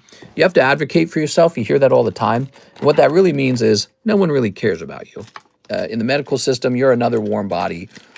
It's very easy for you to just sort of slip through the cracks and just be somebody paying a medical bill, and they're just there to make kind of a profit selling you medicine. So they don't care if you buy a whole bunch of pills and say, oh, they're working. Oh, they're working good. Just keep taking them then, you know? And so I witnessed that. That was this year. And it took like 6 months for her to recover from that. Like half the year was just her completely out of her mind with deep, dark depression and extreme anxiety. Mr. CS Man, for $6, a box of Black Bolt. Oh, that's nice. All right, let's get this Black Bolt. So Mr. CS Man's just being kind of nice. Time to go grab that box of Black Bolt, the one that has the Victini in it. Do I have 6 packs next to me? There's 6 packs in a box. No. I'm going to have to get a fresh box, aren't I? Okay, I'll go get a fresh box. As long as you pay. Exactly. As long as you pay, they're not going to question it too much until you say, hey, I'm dying. Can you fix me? You know what I'm saying?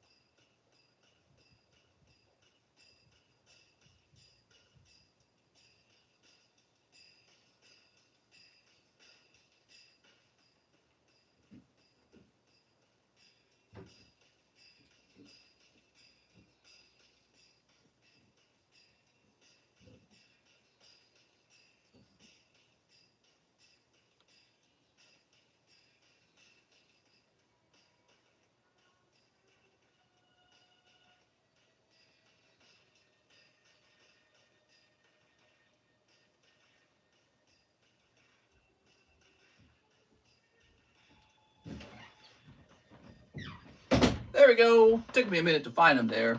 All right.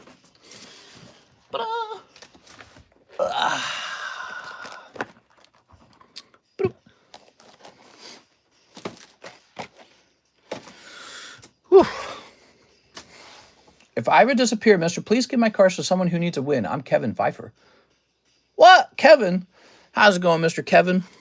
You didn't dox yourself. Everyone here kind of knows who each other is. There you go. It's not a big deal.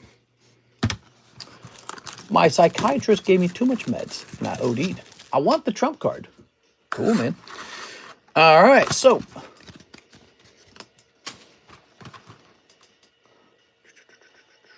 Just reading all your comments. Ready? We got 1, 2, 3, 4, 5, 6. All right. There you go. We'll start sneeping these. Very early on in my relationship with Karis, she kind of told me that she experiences a lot of anxiety and it messes with her head.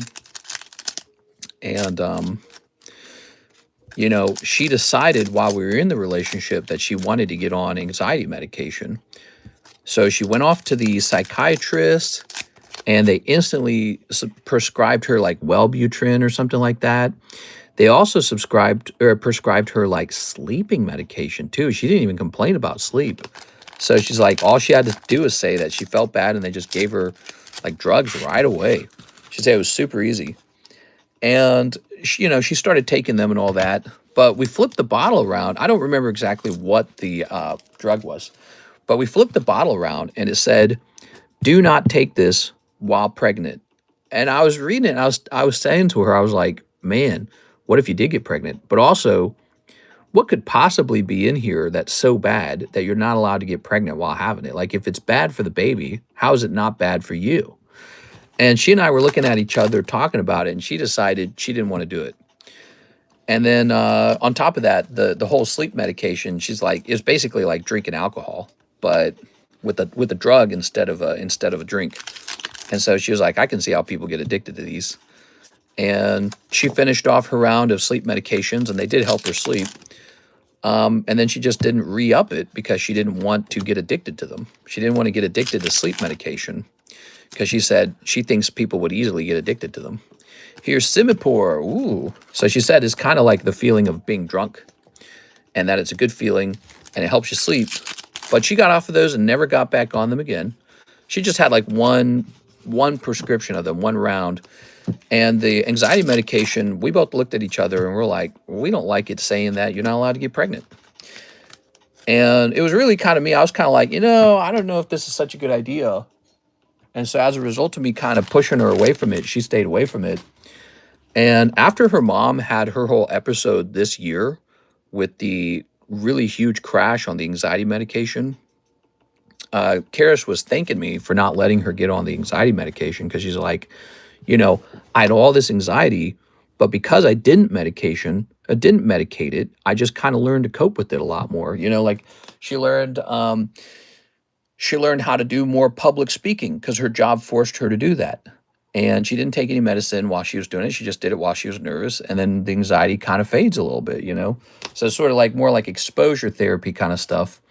And that was better for her than getting on to, the anxiety medication, which her mom this year struggled with so insanely bad that she witnessed it and she was like, that stuff's horrible. How is that stuff good for you? All right, you ready? But, her mom, when she was coming off of that medication, she would like talk in circles. And she was thinking like she believes these really dark things. She thought her husband was about to leave her, even though that was not even close to the truth. Like, her my father-in-law, her husband, he was like, what are you talking about? And she thought none of her children loved her. And we're like, these are all crazy things. We've never heard you say anything like this before. And it was clearly just overpowering anxiety that used to be held at bay by some medication that now she had to get off of because the doctor required it or else she was going to get dementia. Like what? Like it is all messed up. And so that was our experience this year. And I won't forget it. It's I don't know. That stuff makes me nervous. All that stuff makes me nervous. Gotta bless the fellow Slowpoke collector. I'm going for King Salmon in like 3 hours. Nice, dude. Thought it caught a 32-pound king salmon, really? Let's see. Oh, yeah, the Ambien highest. That's exactly what it was. It was Ambien. Yeah, the sleep medication was called Ambien. So, she thought Ambien was great, but she also recognized it would be addictive and that you're not supposed to take it. And so she said, I'm not getting any more of this. And because she's kind of like me, she's kind of conservative on that kind of stuff. So she didn't want to mess around with the sleep medication at all. And then again, with the anxiety medication, she didn't take it very long because she started reading all the side effects. Suicidal thoughts is a side effect of anxiety medication. Like what? And so, yeah, she got off of that and everything was fine. It almost turned out like you're in this system where it's like you're taught to believe that you have to have that stuff to survive or something. Like, well, it exists, so now you have to take it. And everything just was fine. She just didn't take it, and it was all right. So we have Mr. NHCC wants a shot at the Waifu Shuffle and Azure Lane and Playboy. You got it, man. So here is the Playboy. Those have been my experiences. That just happened this year. Kind of started up around the spring, maybe a little bit late spring, and I witnessed it all. I, got to meet her mom while the mom was going through it all, and it was real crazy. It was just nuts. She was like another person. She wasn't herself. She was like a whole nother person. She was just repeating herself over and over. You're going to leave me, and then your dad's going to leave me, and then your brother's going to leave me. And I was like, we're all right here. What are you talking about? How can you even be thinking about that? But she like believed it. So it was crazy. It's crazy to witness. But now she seems normal. So she seems A-okay now. So her brain has adjusted after being taken off of those meds for a while. There we go. So one of these Azure Lanes. Very nice. Anxiety medicine and alcohol are the only drugs you could die from withdrawal. Yeah, crazy. I wouldn't wish opioids addiction on my worst enemy. Let's see. Maybe I put too many chemicals in my body, but aspirin does nothing for me. SSRIs are scary. Best talk to a psychiatrist. Yeah. Have somebody you can talk to and trust help a lot.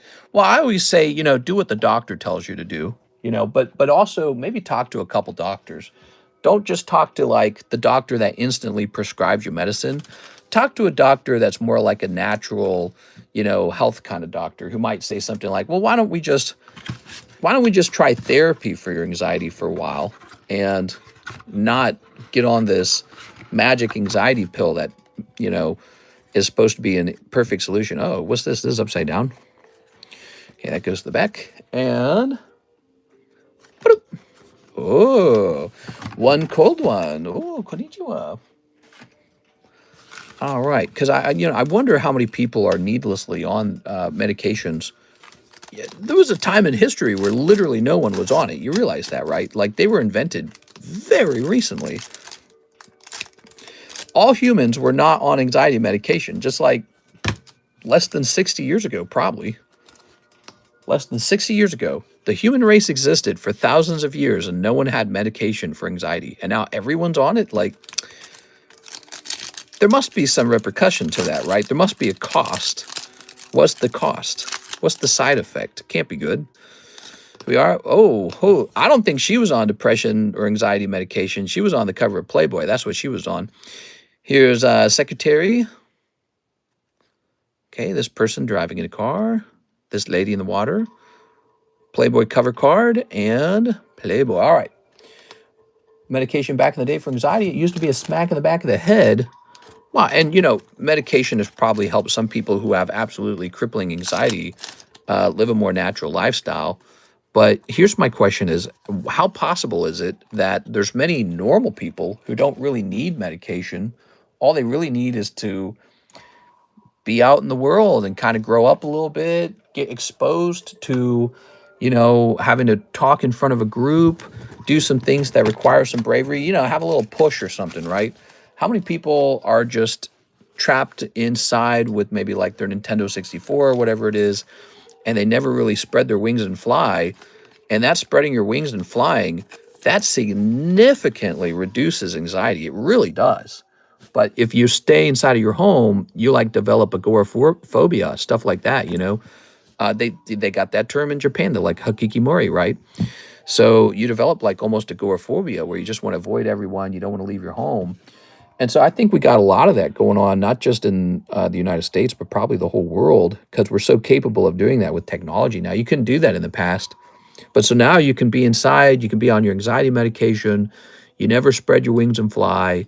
And then one day you find out the medication does have side effects and you've just been paying for like this medicine to poison you and keep you inside. It's so crazy. All right, but that's a long rant. But that's kind of how I feel about it. There we go. For me personally, my goal wouldn't be to live that way. My goal would be to get off of the meds so that I can, be my true self maybe a little bit. Even if that means having to deal with anxiety, I'd be like, this is who I am. I'm an anxious person, and that's okay. Let's see. Here's the bunny girl. I don't know. I'm probably just talking out of my ass, guys. Oh, my eyes itchy. I took photography for that. Read Discord message, business related. Let's see what you say. Get your mind right with meds, and you're supposed to get off, but they want everyone on it forever now. Yeah, I've heard of that. Like, I've heard they're supposed to be a temporary fix, but I don't think people want it to be temporary. Let's see. All right, so you would like to trade a Pichu for Slab Away. Okay, give me a second.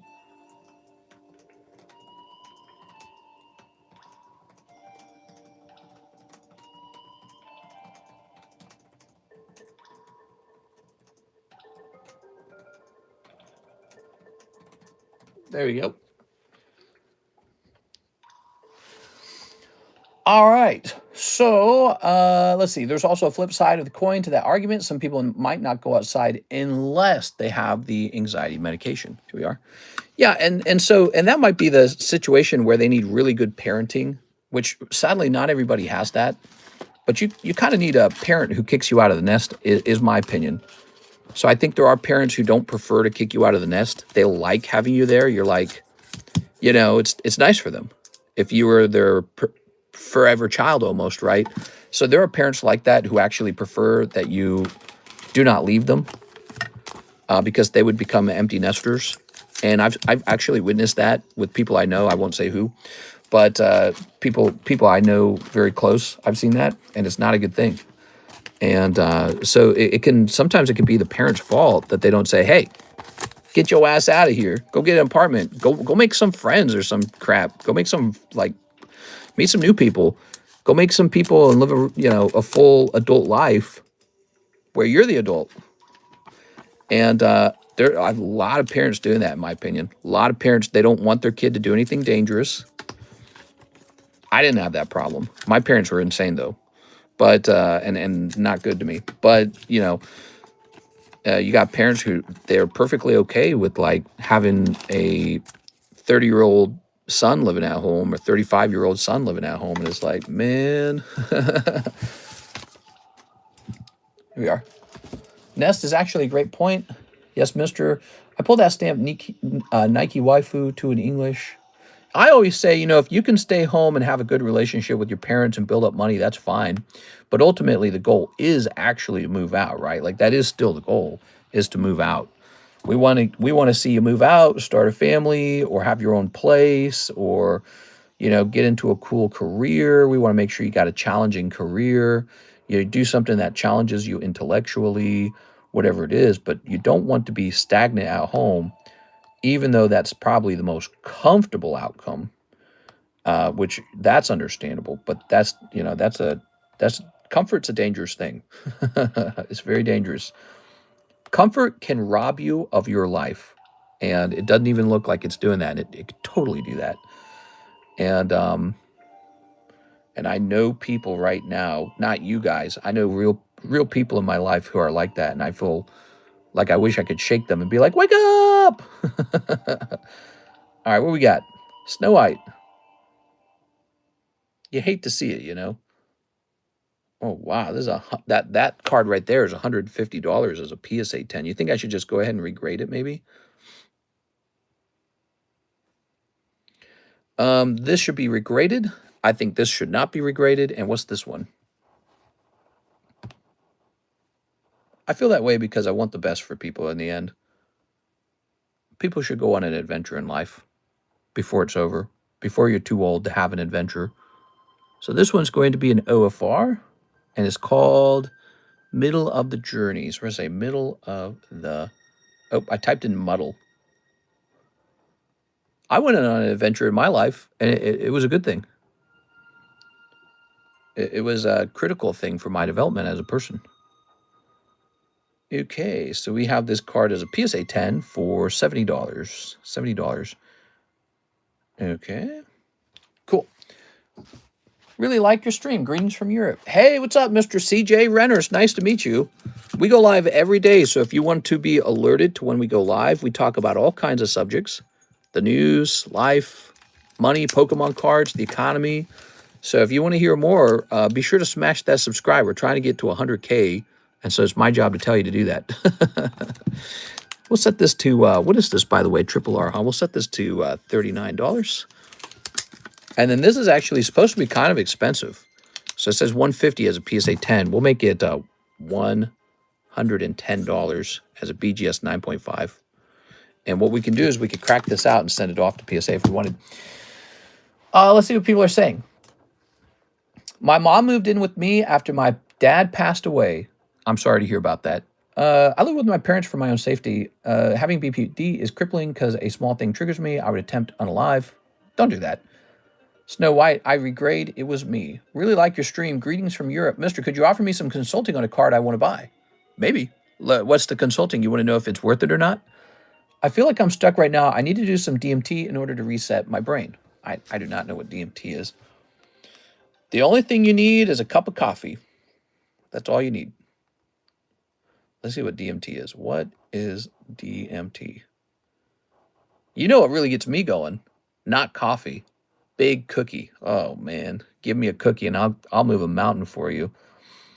Let's see. It's a compound found in some plants. It's used in South America. It's a hallucinogen. Yeah, see, I'm just not into all that kind of stuff, But yeah, I'll have like a slice of cake and then I'll be like, who needs a mountain moved? Because I just had a slice of cake. So I'll feel great after a dessert. We are. All right. But I'm getting away from desserts. I've done a good job of that. Okay. So, Mr. Trevino, I think you meant to try and get in line for 5 more of the Trump packs, but you actually sent me a money request. So you're asking me to pay you $60. So, Mr. Trevino, you'll want to take a quick look into that in case you still want to place that order for 5 more. And then we have Mr. John Cornelius. He is placing an order for the Playboy packs right now.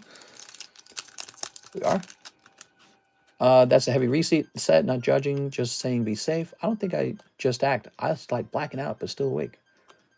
I know it doesn't change how you feel, but you're an amazing person with great talent. Never forget. Are you selling SPs and SSPs? That's an SSP right there. Here it is. The PSA 10 cost for this card would be $150. We've got this BGS 9.5 for $110. So that leaves you plenty of room to regrade it. Now, if nobody wants to buy that, I can just crack that open and then just send the card off to PSA. I can do the regrading. All right, you ready? I redid it. Oops. There we go. Just wanted to let you know that because we don't want it to get too late. You'll miss out on the actual chance to open some more. Now, hopefully this gentleman here doesn't snipe the trump card right here because you'll be forced to open up your 5 packs too. Let's see what happens. All right, so we've got the Playboy covers. Playboy. Playboy. Let me tell you another thing that helps you with like anxiety and depression. It's just listening to good music, which is what I've done over my lifetime. Is you gotta have some good music. Some good music can pull you through tough times, you know? Help you feel your feels. There you go. Mr. John. All right, John Cornelius. So, I don't think you pulled a trump card. What do you think? Let's go find your bag. People really can talk about anything they need to here. Cody is just my friend. He's no simp. It's quick. You can have an outer-body experience, blast off in other words, all within 50 minutes, conquer your ego, request. You know, I hear this long list of good side effects for, like, certain drugs. I think I've heard of DMT before. I think I've heard people talk about it, like on Joe Rogan or something, right? And it's a fascinating perspective to sort of feel like you have to tamper with your brain in order to get the outcome that you want. I don't feel that way. And that's why I've never really gotten into drugs or anything like that, because here I am in life. I'm 36. I'm sitting on a pretty impressive card collection. Got a great job. I got one of the luckiest jobs. And then, you know, I've got a wife and we got a little lake house. It's all set up. And I did that with my brain as it is. So why would I ever tamper with it? I wouldn't want to tamper with it. It's already doing what it's supposed to do. And so, you know, I think sometimes people believe that if they just tamper with their brain, it's going to give them a better outcome. But here's what actually I think was most important for me, doing a lot of reading. What have you read recently? What kind of reading do you do? So I just, you know, I read all the time about, you know, how to optimize things, how to make them smarter or better. And I was reading when I was working for Coca-Cola at the age of 24, and that was some of the most important reading because it was all self-help content. I went through an enormous amount of self-help content for like 2 straight years, and it was so much more valuable than what I learned in college, because college can give you a work skill, but self-help books can tell you, you know, what is the life strategy? Like, why am I learning this skill? You know, what am I trying to accomplish? And so, you know, yeah, you can keep like, maybe you smoke like this or smoke that, and then maybe you'll have just the right, whatever pH balance in your brain to accomplish something. I don't know if that's how it works, but I'm telling you, like, I just did reading on how to be more successful, and that gave me some motivation and made me excited. Like, okay, I understand how the game's played now. Like, have you ever played a video game and then you watch a guide on how to play it and it makes you want to play it harder, or it makes you want to play the game? So, you know, those books can kind of have that effect on you. No need to inject anything into your body at that point. It just motivates you that way. Mr. Trevino, 6 more packs. You ready? Okay, so I think we have just enough. 1, 2, 3, 4, 5, 6, 7. Oh, the last pack. Here it is. Your brain makes DMT, but that's it, mister. You got the American dream. Your mind is wired correctly. I need to rewire my brain in order to sync with my aspirations. Well, you know, the correct brain, the wrong brain, this brain, that brain. I don't know. I had a bad childhood and I had crazy parents. So I don't know about having like the right brain, you know what I mean? But for me, the reading was the most important thing, because before that point, I didn't really have like a good strategy or anything going. think the very first self-help book I ever read was The 7 Habits of Highly Effective People. And I was just running into that on Pirate Bay. So I was on Pirate Bay and I ran into all this literature that you could download for free. You know, you could steal it off Pirate Bay. That was the very first one, 7 Habits of Highly Effective People. And I was so impressed with it, with how it could organize my thoughts for me and give me great advice, that I was like, I got to keep this going. And so I started downloading everything I could find. There was like a top 100, you know, literature list on Pirate Bay at the time.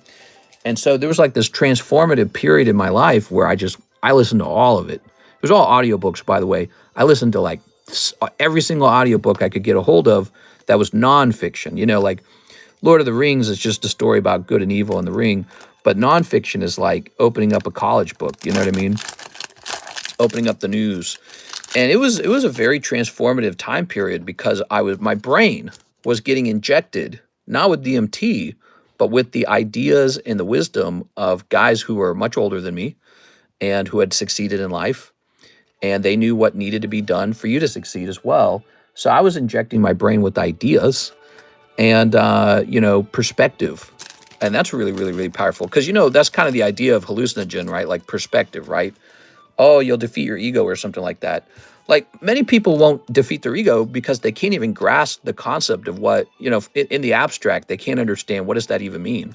So, but, you know, the books do that for you because the books educate you. Now you understand what that even means.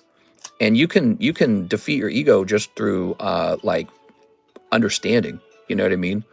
Like, okay, so the goal is not to have a huge ego. The goal is just to have an effective strategy for a good life. And that might mean being aware that humans are hardwired by the brain. They're hardwired to have this thing called an ego. And sometimes you make a mistake of letting your ego, which is like your instinct, have control of the wheel of the car when it should be you in control of the wheel of the car, making decisions that are the best for you and not just the decisions that make you feel the best. You know what I mean? Like, oh, I defended my reputation or something. You know what I mean? Ooh, I really like this card. The Playboy, this is like the standard Playboy logo card. So nice. All right. Hey, I'll buy that Zard. Yeah, he's for sale, $250. That is Charizard Yellowback. The much more rare Pikachu Yellowback Charizard. He's that cheap because he graded 2, okay? But so, yeah, you can inject your brain with all kinds of things, but why don't you can keep doing whatever you're going to do. But I would say go ahead and inject your brain with, you know, like the wisdom or the perspective of older guys who have already played the game and won. And that goes a really long way, and you'd be surprised by it. And I feel like a lot of young people don't kind of like goad themselves into doing that because it's not as cool. Because we have a really strong drug culture in the United States, in my opinion. Oh, there it is. You got it. Oh, yeah. That's the Donald Trump Playboy card. You got it, man. Wow. What a Playboy. He said, not with my money. Sorry, Ivana. Or Ivanka, or whatever her name was. Here we go. All right. Woo. There we go. Very nice. Beautiful. Ooh. Yeah, inject your brain with knowledge. And let guys who are, or girls who are older and smarter than you, let them share their knowledge with you. They want to. That's why they write those books. They want to help people. There we go. All right. Lovely. Very good. Any more SPs and SSPs? Yeah, I do have more, but they're all in the waifu shuffle, so you can't buy them directly. You have to get lucky and pull them out for 20 bucks. It's a random chance for them. This? All right. Have you seen the books girls are reading these days? It's like Mothman love stories. It's hilarious. And Minotaur Milking Maiden is the bestseller right now. We are. All right. Well, I mean, that's basically just adult content, and that's probably the top content for men, too, is just men. We watch content. We don't read it. It is, but girls like to read a little more. Girls like to read. Oh, look at that. You got this one, too. Girls like to read, and it's I think sexuality is a little bit of a different experience for girls. It's almost like their brains trying to react to the idea that someone's making a baby with me. You know what I mean? And with men, I think it's more like, how healthy looking are you, or something like that. So some sort of slightly different version of sexual arousal and attraction. All right. Ooh. Very nice. Very good. A Scooby Badooby Badoo. What do we got? Playboy? Playboy? Well, you did pretty good tonight, Mr. Trevino. I'm pretty sure you made your money back on these. You pulled multiple trump cards, but you pulled the main one. And that's the guy to open because this one card, if it grades well enough, goes for a really decent chunk of money. Now, you have to get lucky on the grade too, okay? All right, very nice. Okay. I'm seeing the FA from Primal in 8s, 551 USD. You sound like you're 50, says Jim. I sound like I'm 50? How old do you guys think I am based on how I sound? Actually, you know, Karis mentioned that the other day. She said I had a very scratchy voice. I said, maybe that's just the nature of my voice. She says, you must do a lot of talking. Your voice is very scratchy. I said, I think I do a lot of talking. What do you think? The real question, do you think we went to the moon? I don't know, dude. I don't know. It's possible. Boy, it's tempting to say maybe not. People always say, well, how could so many people keep that covered up? It's like, it's unlikely, isn't it? But that doesn't mean it's impossible either. There we go. Lovely. Mister, I thought you were an old man when I found you. That's right. Welcome to the old man stream. I'm getting closer to old man age. Almost sound like I said mayonnaise. When I started this stream, I was only 30. I'm 36 now. I'm actually headed into old man age territory. I mean, we're 4 years away from 40. 40 is old man. So I've got a little bit of I don't what even is 36? That's not exactly young either. So I'm like, I'm not old, but I'm not young. I'm in that middle territory. But 40 is officially old in my book. 1 at 50. No way, the moon. It was a convenient time for us to land, considering what the Russians were doing. I don't think you sound older than your age. Mister, I thought you were an old man. Is a degree a good grading company? Oh, is degree a good grading company? If you want value, go for the big dogs. Go for PSA, BGS. I'd say CGC Pristine's pretty good. And also, I'm a big fan of tag grading. I think tag grading's doing very good, which is also why I pursued, you know, to be a tag dealer. And yeah, because I thought they were doing well. Musk says he would need to refuel like 8 times. What, to land on the moon? Sorry for the confusion. Not gonna lie, I prefer the 151. So, wow, we're having a fantastic conversation. I hope you guys will take a moment and smash that subscribe button and come back and talk about more subjects with us. That is one thing we especially like to do, is just talk about stuff. And I would say I've been talking nonstop about just about everything for like 6 years. We just talk so much. So, and sometimes not in a good way, sometimes to my detriment if I say something controversial. But it looks like we are all out of orders, and we're just shy of 5 a.m., and the 3 hours are completed for the nighttime stream. So I think we can wrap up here. We did get this new break going. That is the Jumbo Pack break. Somebody was just asking about it. Fresh round. But then also, we've got this new Magic Card break, and it's 2 out of 8 already. So there's definitely some momentum here. And we're going to start putting some bonus pulls in the breaks from now on, maybe like a raw card or two. So there it is, the Magic Card. He's ready to go. 6 spots remain. If you've never been in one of our breaks, you should try it, okay? Tomorrow is what, Tuesday? Tuesday is one of the slowest days of the week. You think anything interesting will happen? We'll see what happens on Tuesday. Let me order. I'm feeling lucky. You can place an order. All right, you place an order, but you got to go fast, okay? Because we're at the end of the stream. We'll open up an order for you. All right. 110 likes. Good job, guys. Yeah, that's really impressive. That's way more likes than usual. And you guys got the giveaway. Of course, you guys cheated a little bit. The stream runs longer for the nighttime. The daytime stream, I think, only got 2 hours this time. So the daytime's supposed to run for 3 hours, but I actually started it so late. There wasn't enough time for 3 hours. What do we got here? It's got 3 more here. Is this a, oh, that's an SR. Man, I regret sending this to BGS just to get the 9.5, man. I should crack all 3 of these, to be honest. I mean, look at that. That's beautiful. And this one's not worth very much, unfortunately. That would have been nice if it came back black label. But yeah, I mean, I cracked these out. Oh, okay. So here we have an order for Miss 6. And it says 3 black English packs. You got it.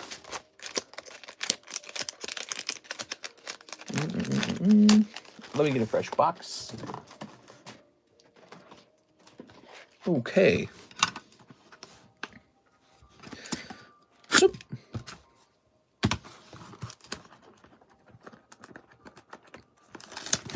all right. What is your site that I could order from, says Jim. Hey, Jim, it's nice to meet you. So to place an order, you'll want to head up to the description of the live stream. That's how it all works. It's in the description. There's no website.